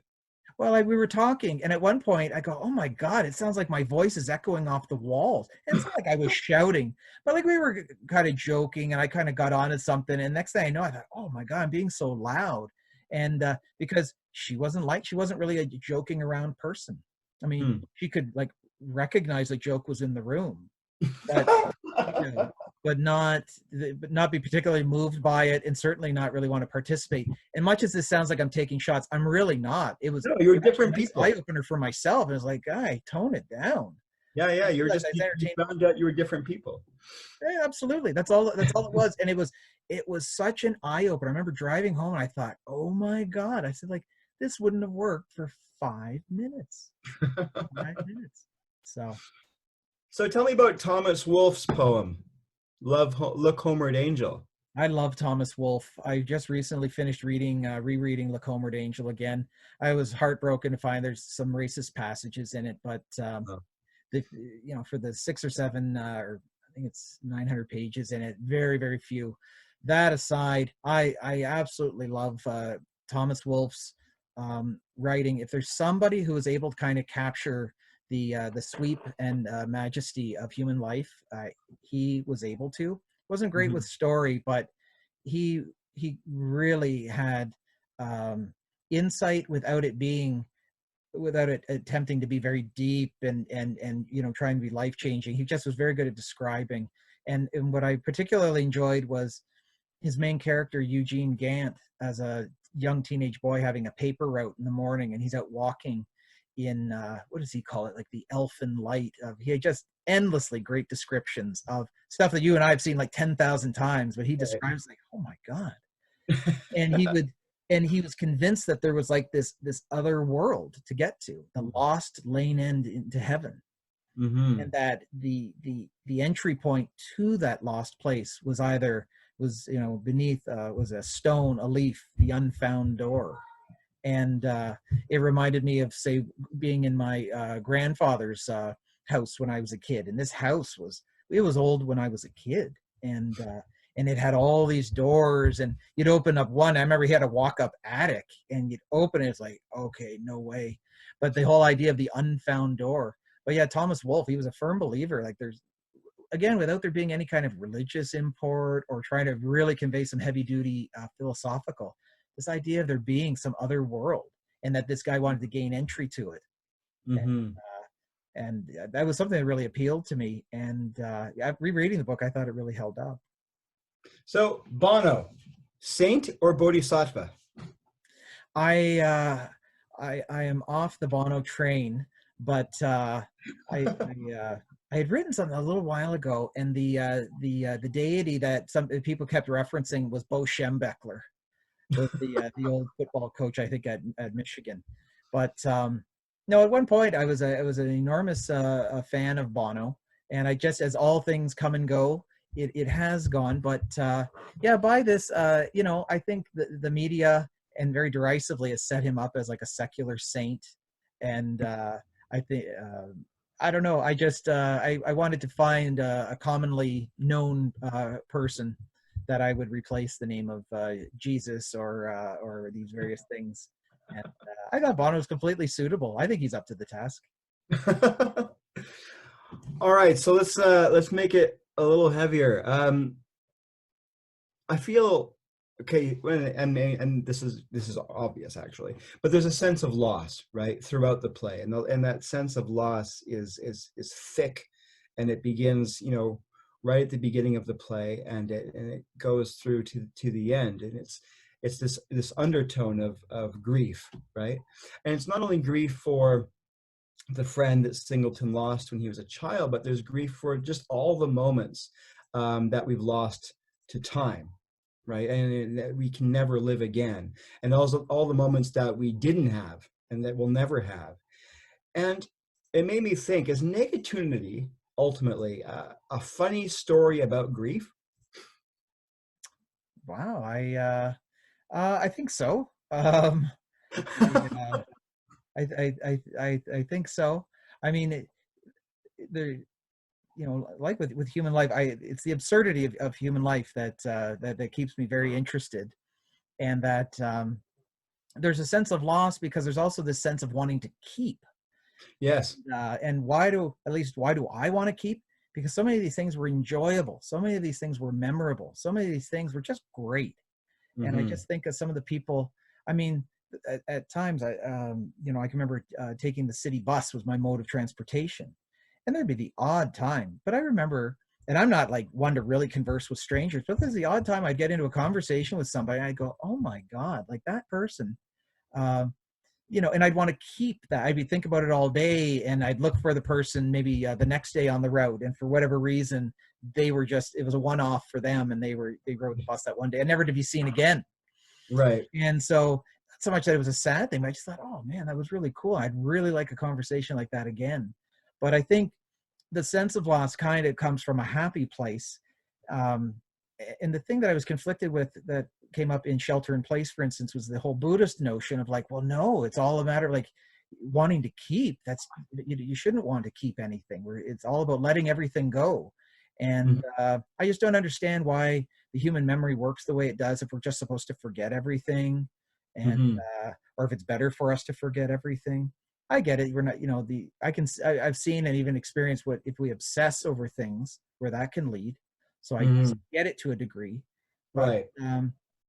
no, it's the conflicting. I think it comes though from a happy place. It's from that these many very memorable and great things had happened, and I really just would like to still have the taste of that food in my mouth or the ring of that music in my ear.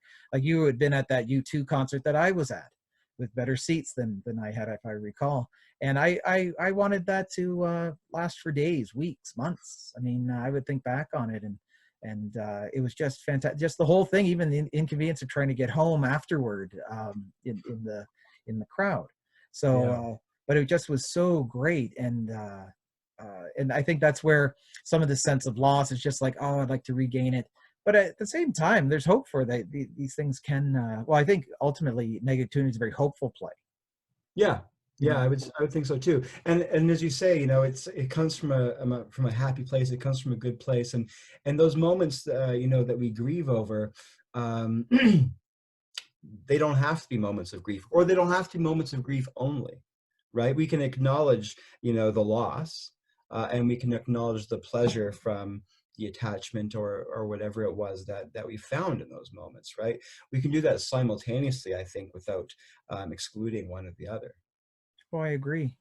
When I was making my documentary about my friend JT Hurley, who had passed away, and I'd gotten in touch with his remaining family, has an aunt and some cousins, and they had these final remaining photo albums. And much as my natural tendency was to feel like I was intruding on kind of painful territory, quite honestly, going through the photo albums was fun. Like Yeah, every once in a while I'd turn a page and you know, I would be seeing him, but with his family. There's a lot of people I didn't recognize, and I turned the page and my brother and I would be there. And right, or I'd see a picture of my parents before I was born. My right. parents were his godparents. He was 2 years older than me, so I found it kind of a fun experience. And then when I completed the documentary, I had any number of people say, "Oh well, I you know I tried to watch it, but it was just so sad." And I thought, well, like a lot of things are like, really, that's going to stop you? Like, I mean, I'm a writer, so like I guess I've got the you know the diving suit on or something, because Yeah, yes, that's true. That's not about to stop me. I mean, right.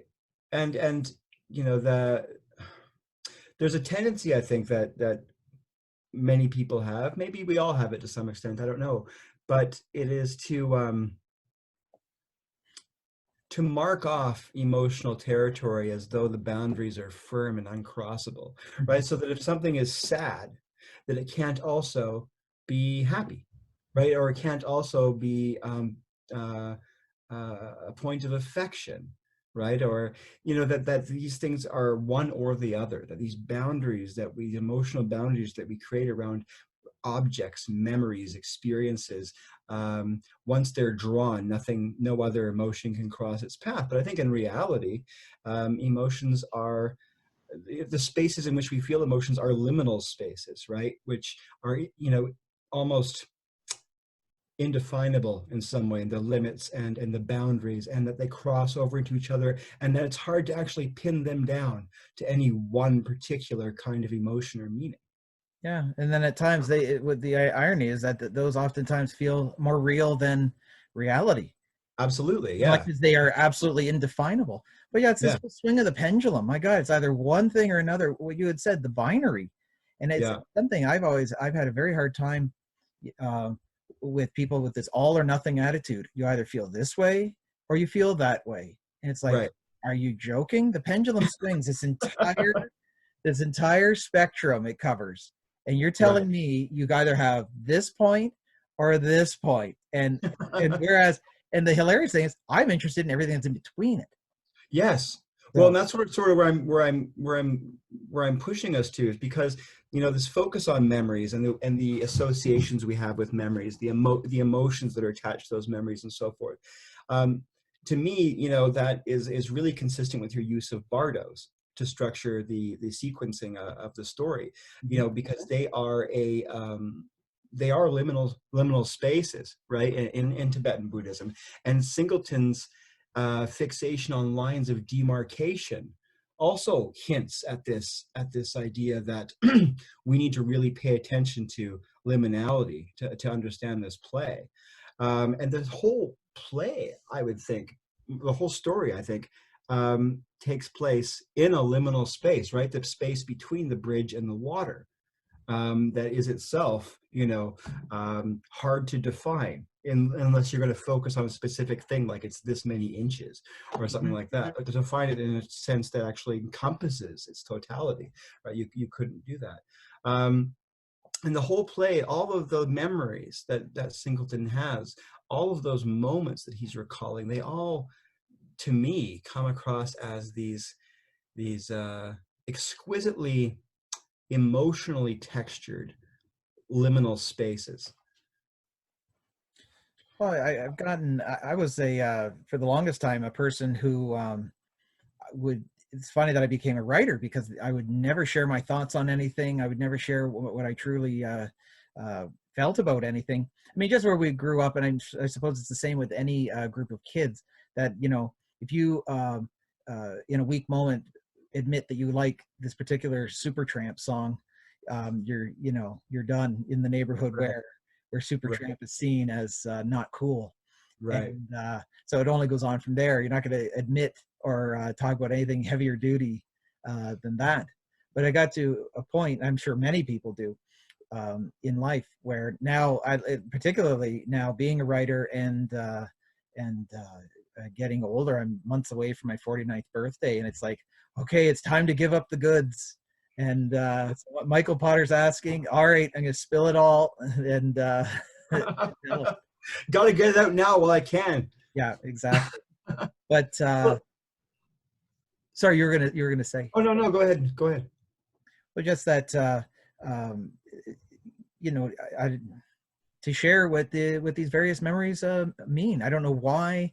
When I look back and think, oh, you know, why would there be an impediment to doing this? I don't understand what what the block was for myself, at least, because I think it's a normal human thing to Mhm. to think about things. I realize some people make a whole career of not thinking about things, and even what you say about you know, these things that really don't have boundaries. People are trying to set boundaries, even in our language, where you'll Mhm. hear somebody say, "Don't go there," and it's like, where? I mean, I know where, and I've had it said to me many times, "Don't go there." It's like, okay, I won't, but but don't go there. Okay, so Well, you know, and what it, you know, what for me, I think about, you know, moments, you know, and the play is a series of moments. Obviously, I think life is a series of moments, and moments themselves are liminal, because how do you determine the beginning or ending of a moment, right? How long is a moment? And how do you know when a moment is over and it's been replaced or succeeded by a different moment? So they're liminal, and I think that, you know, memories, because they're memories of moments, you know, they're liminal experiences of liminal experiences. It's even harder to define them, to pin them down, to determine a beginning and an end. I mean, David Lynch has talked about this, right? He doesn't believe in stories having beginnings or endings. He thinks it's artificial. He mhm. thinks you're just putting fake boundaries on an infinite string of events. Um, but what it made me think about when I started thinking about this liminality and negatunity was, you know, that line that we're using as a tagline in the poster, mind the gap. Because these liminalities, they're all gaps, right? You know, the evening is a liminal time of day, right? It's this indeterminate time between day and night. Mhm. And it's hard to pin down exactly when evening has begun and when evening has ended. Um, Ask a film director about magic hour, and you'll know yeah, exactly. yo, I know that. Yeah, I know that. Got to shoot during magic hour, I should say. But I understand Well, what you that's a measurement of available light, for right? sure. So it's focusing on one For particular sure. detail. But anyway, it made me think, you know, of evening as a gap between day and night, Hmm. and there's so much of that going on in this play that I think there's a lot for me anyway as a reader, and if I were in the audience viewing it, to think about coming away from negativity. Well, I think it's something that James Joyce dealt with really well in Finnegan's Wake, where he took away all the usual scaffolding that we're used to as readers to Mhm. to guide us. And I admit that for decades I'd had a copy and had I would dip in and then quickly run out. But for myself, I'd gotten to a point where it didn't really bother me if things didn't make sense, and that things could make sense Right. in a different way. And with that, you know, there's only 5 characters in the book really, and that they go under about 5,000 names, and Right. I just find that the fluidity of it and trying to capture the dream world, because it's whereas Ulysses was the book of the day, this is the book of night. and Right.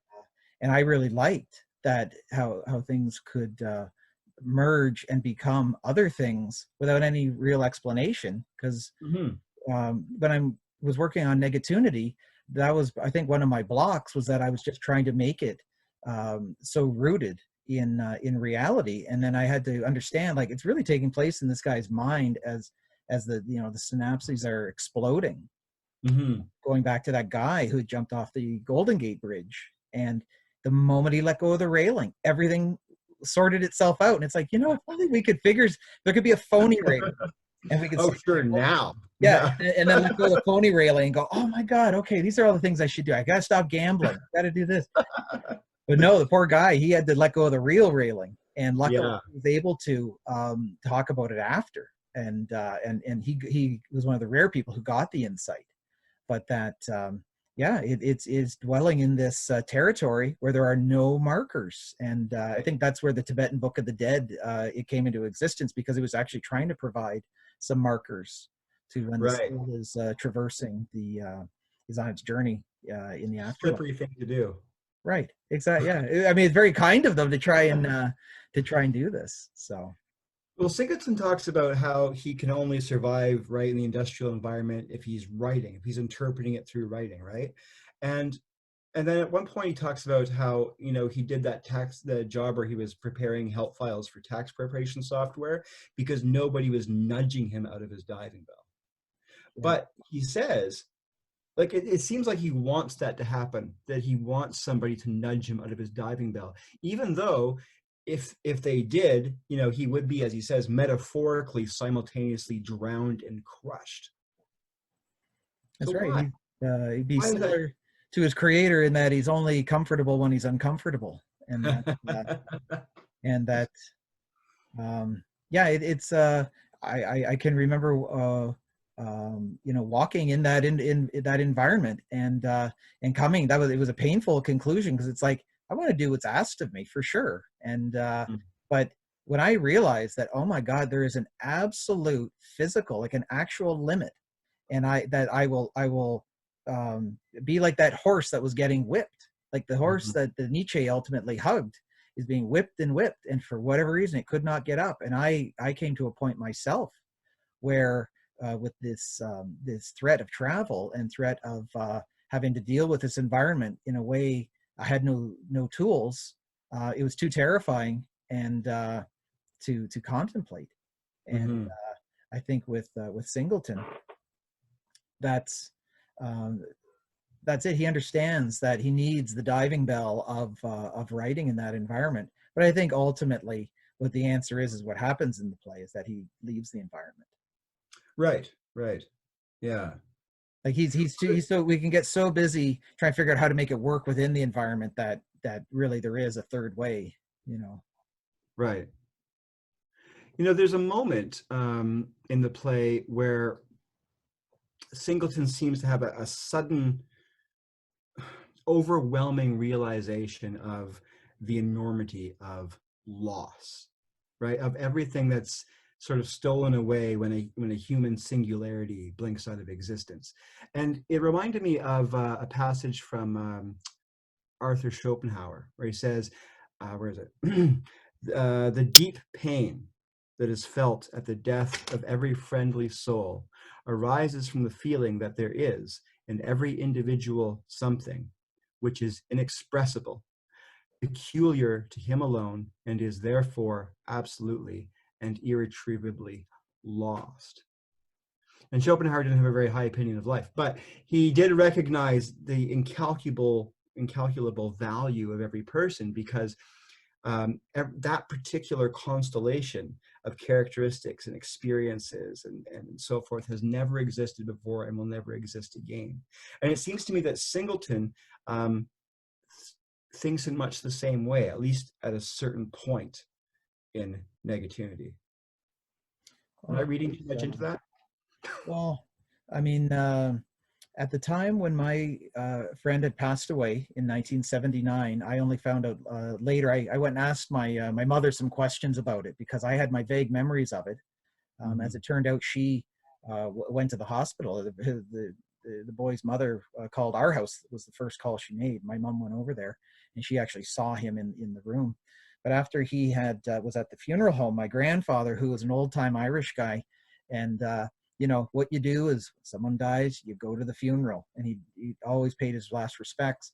And with in the case of my friend, he was unable to. He himself had lost a child when in the 40s, and but he did go to the funeral home when my friend's mother needed a break, had to rest. And anyway, my grandfather worked at Ford Motor Company, and there was one day in the 50s, his daughter had died in the 40s. One day in the 50s, a guy, another Irish immigrant, who like never missed a day no matter what, wasn't there. And somebody says, oh my God, well, you know, why isn't he around? His daughter had passed away. So my grandfather knew this guy lived out in the country, and he knew he wouldn't own a suit. And a very simple guy, lived out on this farm, came into Ford Motor Company, and like he didn't buy anything more than he needed, whatever. So my grandpa went home and got one of his own suits and drove out to the farm and was going to help him make the funeral arrangements and sort of, you know, help him along. Unfortunately, having gone through it himself. So he gets out to the farm, and he sees his friend coming in from the corner of the property with a shovel over his shoulder. And he had buried the girl himself. Wow. So it just the different, you know, levels of these things happening. I mean, you know, I remember hearing the story. It's one of those kind of stories in the family, and yeah, my grandpa was kind of there and watching him walk in and kind of piecing it together. Guys, you know, with the shovel over the shoulder, and suddenly realizing the suit that he brought is of no point whatsoever. And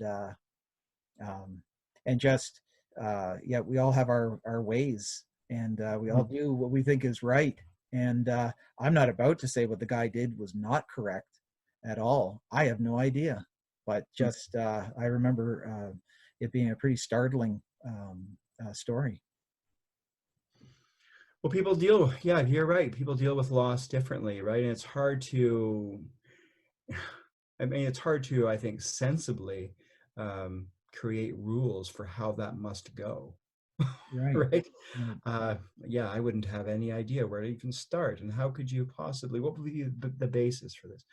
And it comes for people, I think, in waves too. And I think that's what I'm sensing in Negatunity, is that there's a moment where the enormity of the loss of his friend when when they were young hits Singleton, and he starts talking about all the things that should have happened, right? Which are what he's expressing in that moment are common experiences that people, say in our culture, tend to have as they get older. But what he seems to be talking about to me is that what's gone forever and what's irretrievable is that particular personality having those, sharing in those common experiences with everyone else. And there's something monumental, it seems, in his heart at that point.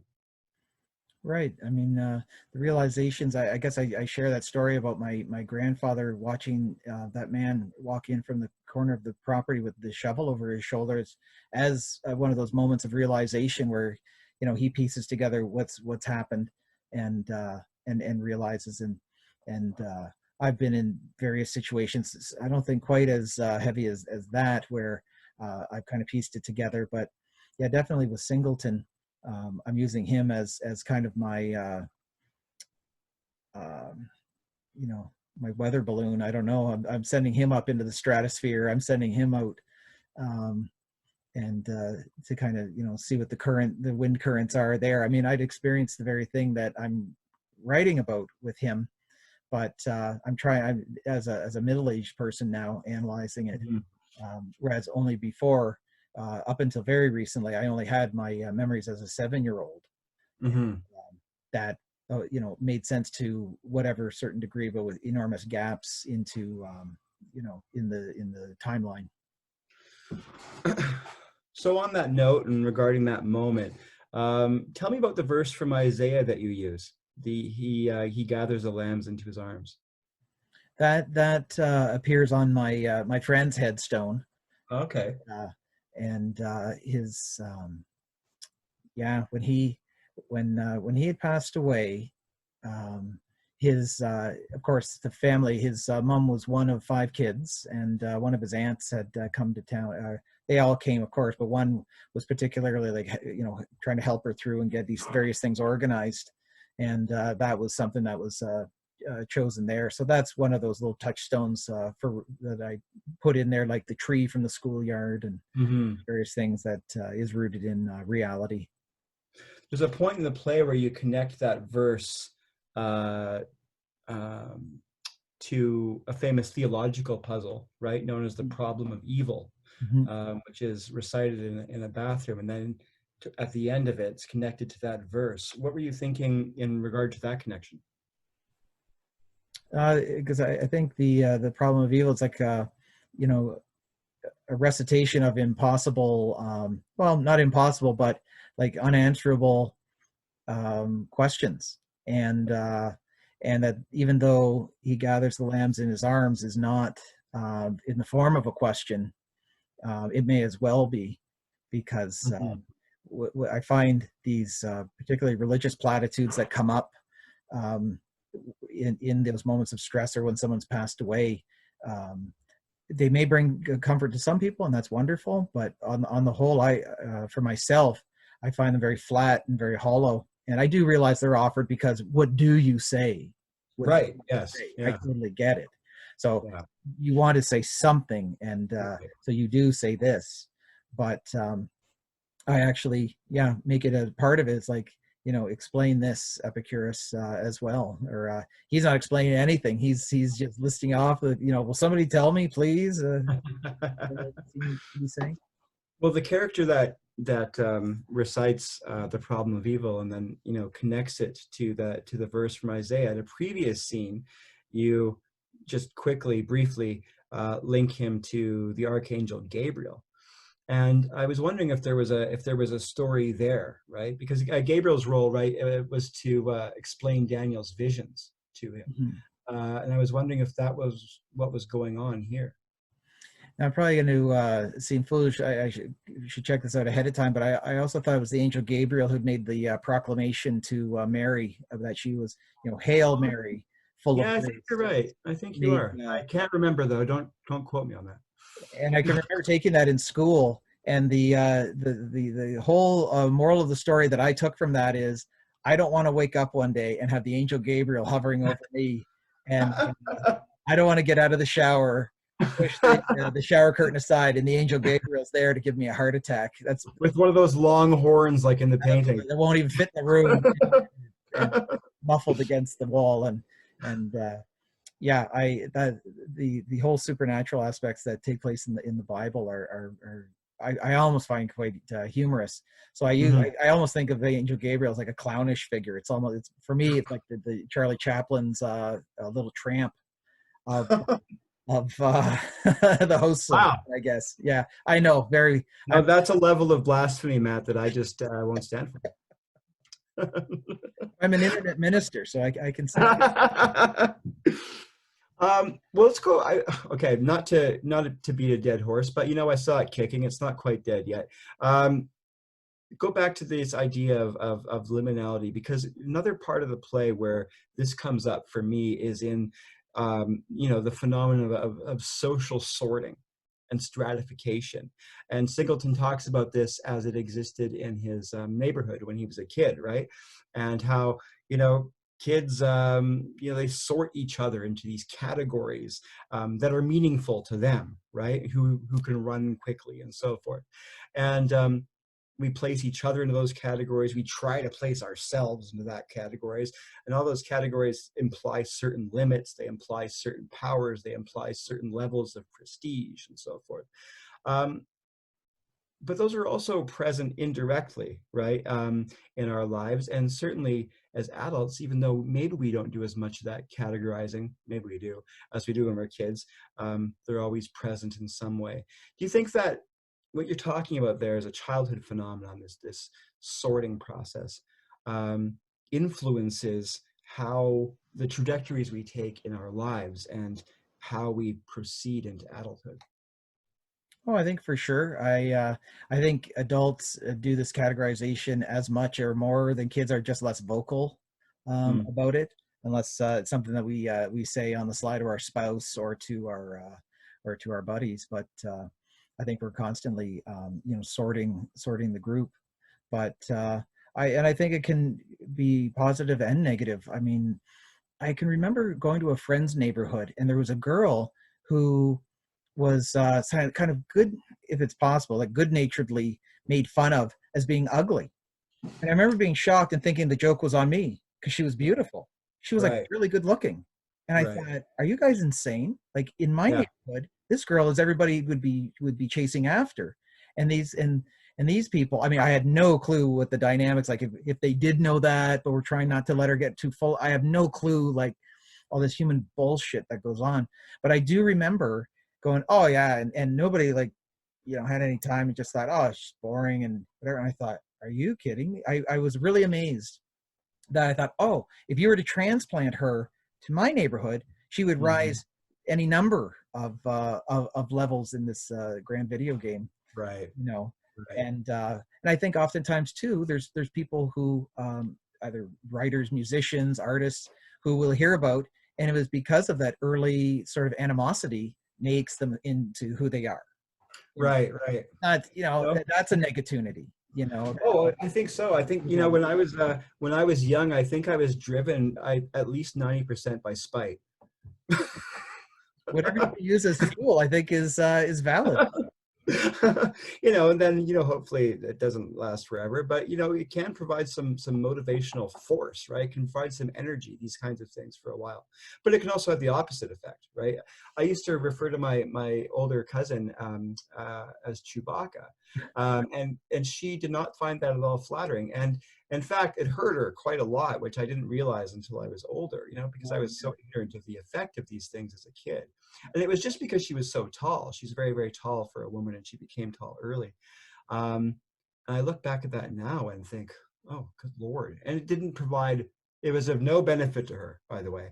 It provided her no motivational force. All it did is make her feel bad.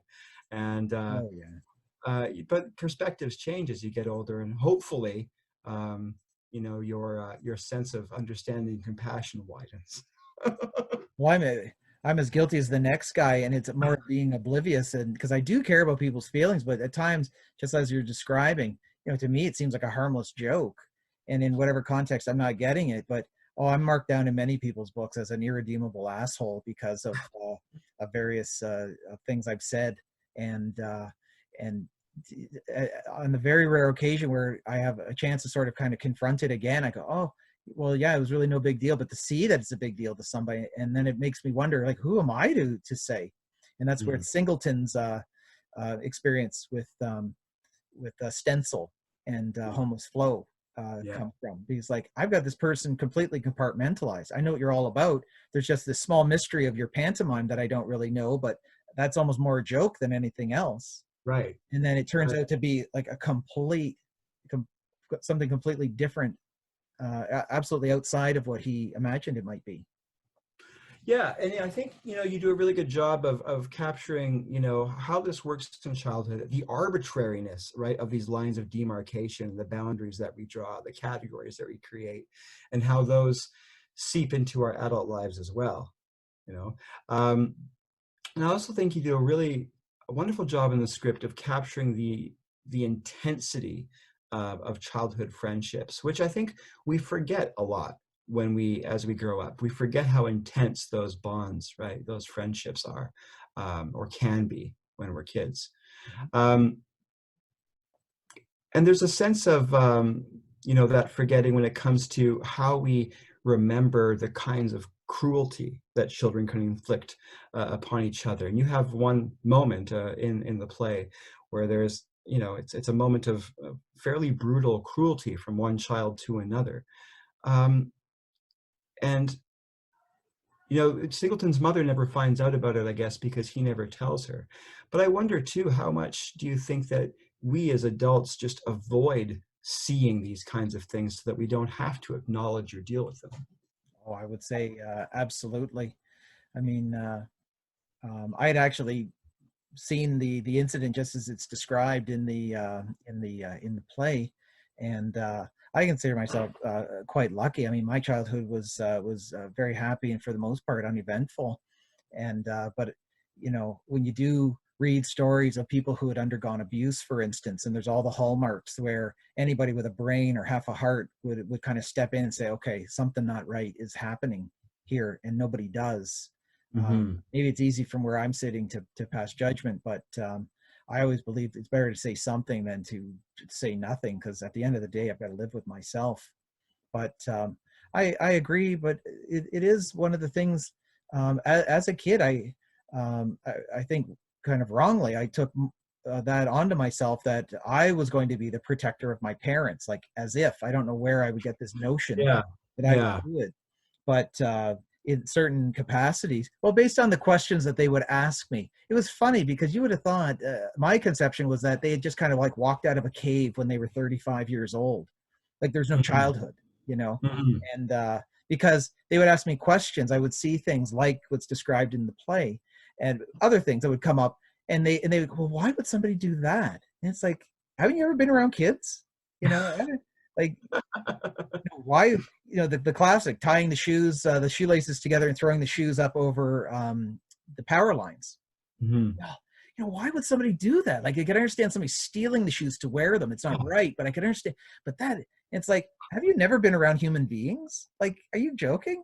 But over and over, there'd be situations would come up, and I'd only kind of share the sort of benign ones because it's too painful to run into that if something was kind of serious. Yeah. Have them go, oh, well, surely that person's your friend. It's like, well, like, no, the fact that we're in the this guy could get away with it. This guy would kill me probably, That's one thing that always used to bug me when I was a kid, was the adult assumption that someone who was roughly your age was therefore your friend. Absolutely. Absolutely. And I mean, it doesn't work the other way, people who are No. So yeah. And we know this, right? And we've all been through it. So why do we hold on to this idea? Why do so many people hold on to it? I don't know. I know it's but yeah, so I kind of walked around with it. It was a self-created thing, but I just thought, oh man. And you have to understand, my dad, he went to Catholic school in the early 1950s. It was a terrible time to be a guy. And then I would hear the stories you know, and these would be like casually, you know, thrown out at home. He's 14, walks into the library, and he's eating an apple, bites into an apple, and one of the Basilian priests comes up and punched him in the face. It doesn't say put that away or don't eat in here. Doesn't do any of 100 things a normal civilized person. My dad bites into the apple, and the priest comes up and punches him in the face. And the whole hilarious thing, for as grand an act as that was, it basically just left my dad confused. He didn't even understand. He didn't equate apple with assault, you know. But now what we know about the Basilians, of course, you know. But you know, so there, these things would go on, and that was like, oh, and all he would do is just go to class and finish his day. And his dad had passed away when he was very young, so he, you know, he's got his widowed mother at home, so he's not going to go home and tell her any of these things, because what's the question? Well, what did you do to make the priest punch you in the face? So that's the mindset so much of these things come from. So I'm not trying to throw stones. Paint the picture of like, well, why would this 6-year-old kid want to feel like he's got to protect? And maybe the same way my dad would have done that, and not shared that great gem at home. Well, you know, a 6-year-old's perspective of that relationship is a 6-year-old's perspective on that relationship, right? It's going to be very different from an adult's perspective on their relationship with their child, right? Mm-hmm. And an adult's perspective on how a 6-year-old should see that relationship. And we forget a lot of these things. So, forgetting and knowledge. I have a question for you. You probably can't answer it. I'm going to pose it to you anyway. The drunk ordealist quotes Joyce's Ulysses, right? You remember this? Yeah. Tell me the word, mother, if you know now the word known to all men. I have not read that book in 20 years. And all I know is that a question really isn't answered, and the mother comes back and she demands repentance. I demand you answer this question. What is the word? Word is love. You think so? I think so. I don't know. It's I think it comes up later when Bloom is with the citizen, the Cyclops, in Kiernan's pub, and they're going back and forth, and they're kind of grilling Bloom because he's Jewish, and they're saying, well, what nation, you know, what's your nation? I mean, Leopold Bloom's been born in Ireland. He goes, well, Ireland's my nation. And it starts coming down to, you know, these guys are talking about the Irish Republican Brotherhood and nationalism. And basically there's Bloom saying that, well, we need more of, and he can't bring himself to say it. And they go, and he says, well, the opposite of hate. And because he doesn't want to be mocked. And so what's the one word known to all men? I mean, quite honestly, I don't know, but after Bloom's dialogue, I would take a guess if I had to. If you're forcing me, which it sounds like you are, I would say that the word is love. I don't know. So I would say the opposite of hate is the same as the opposite of love. It's indifference. Indifference, yes. So I think I have 2 more questions for you, and then I'm going to let you go because I know that this is long. Okay. Given the very different philosophical and theological views that you have fighting for power in the script, at least as I'm reading into it, I'm really curious about the role played by coincidence and luck throughout the play.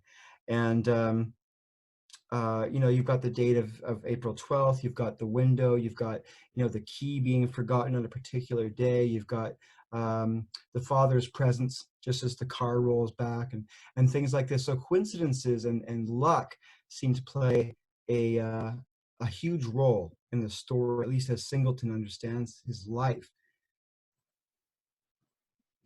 Are coincidences nothing more than that, or are you trying to say that there is perhaps something non-random and non-arbitrary about certain events coming together?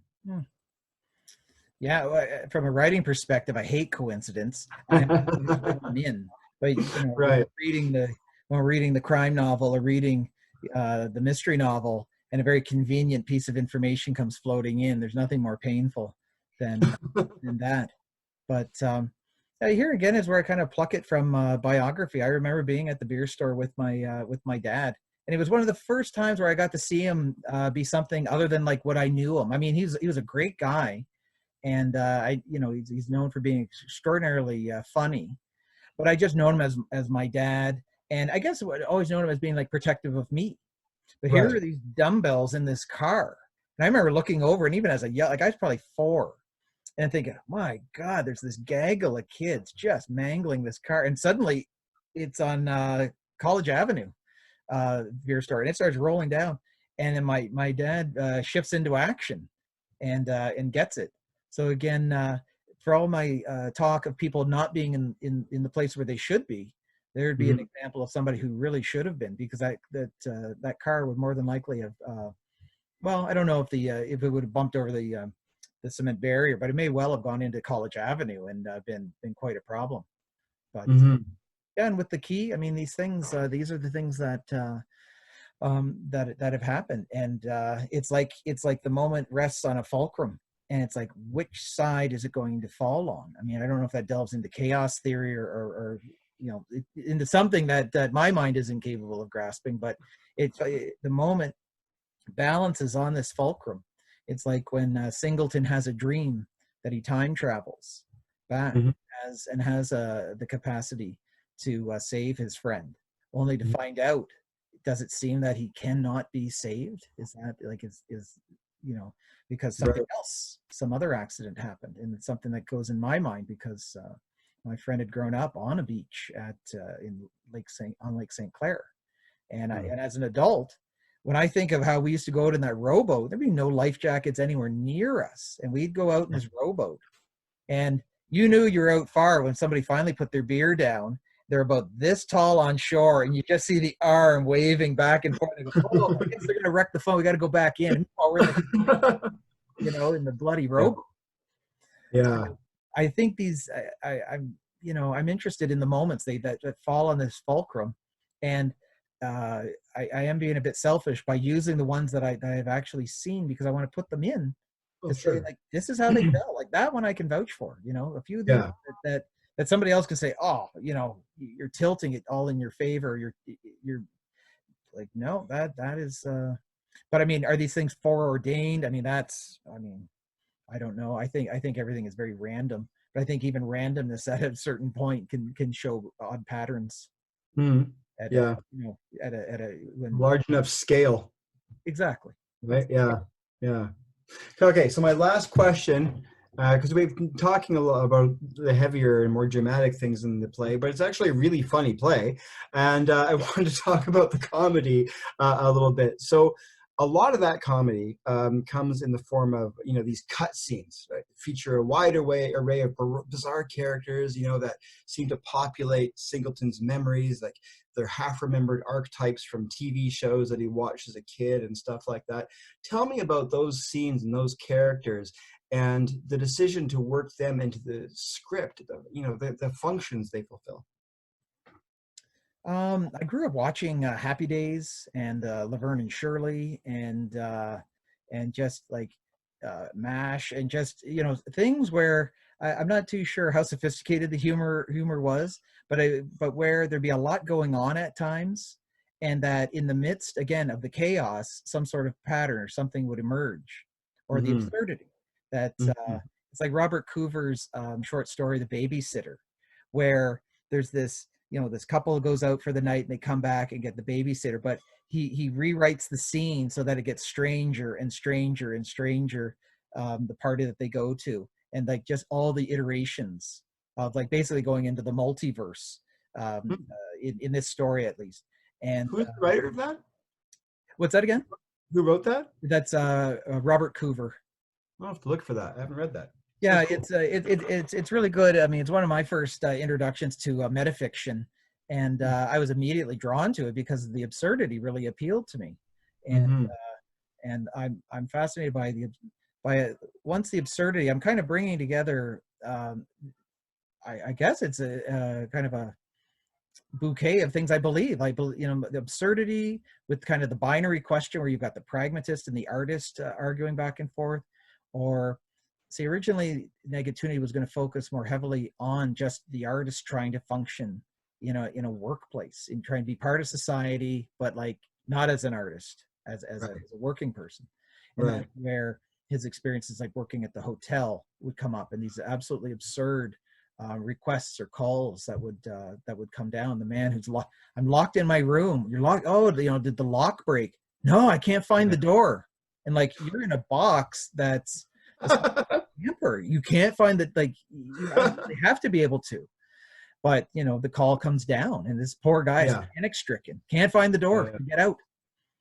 So it's the absurdity meets the binary situation, and then just the hope for a good outcome. When Singleton, where we have the kind of cheesy music where he's meets the woman who'll be his wife, and they dance, and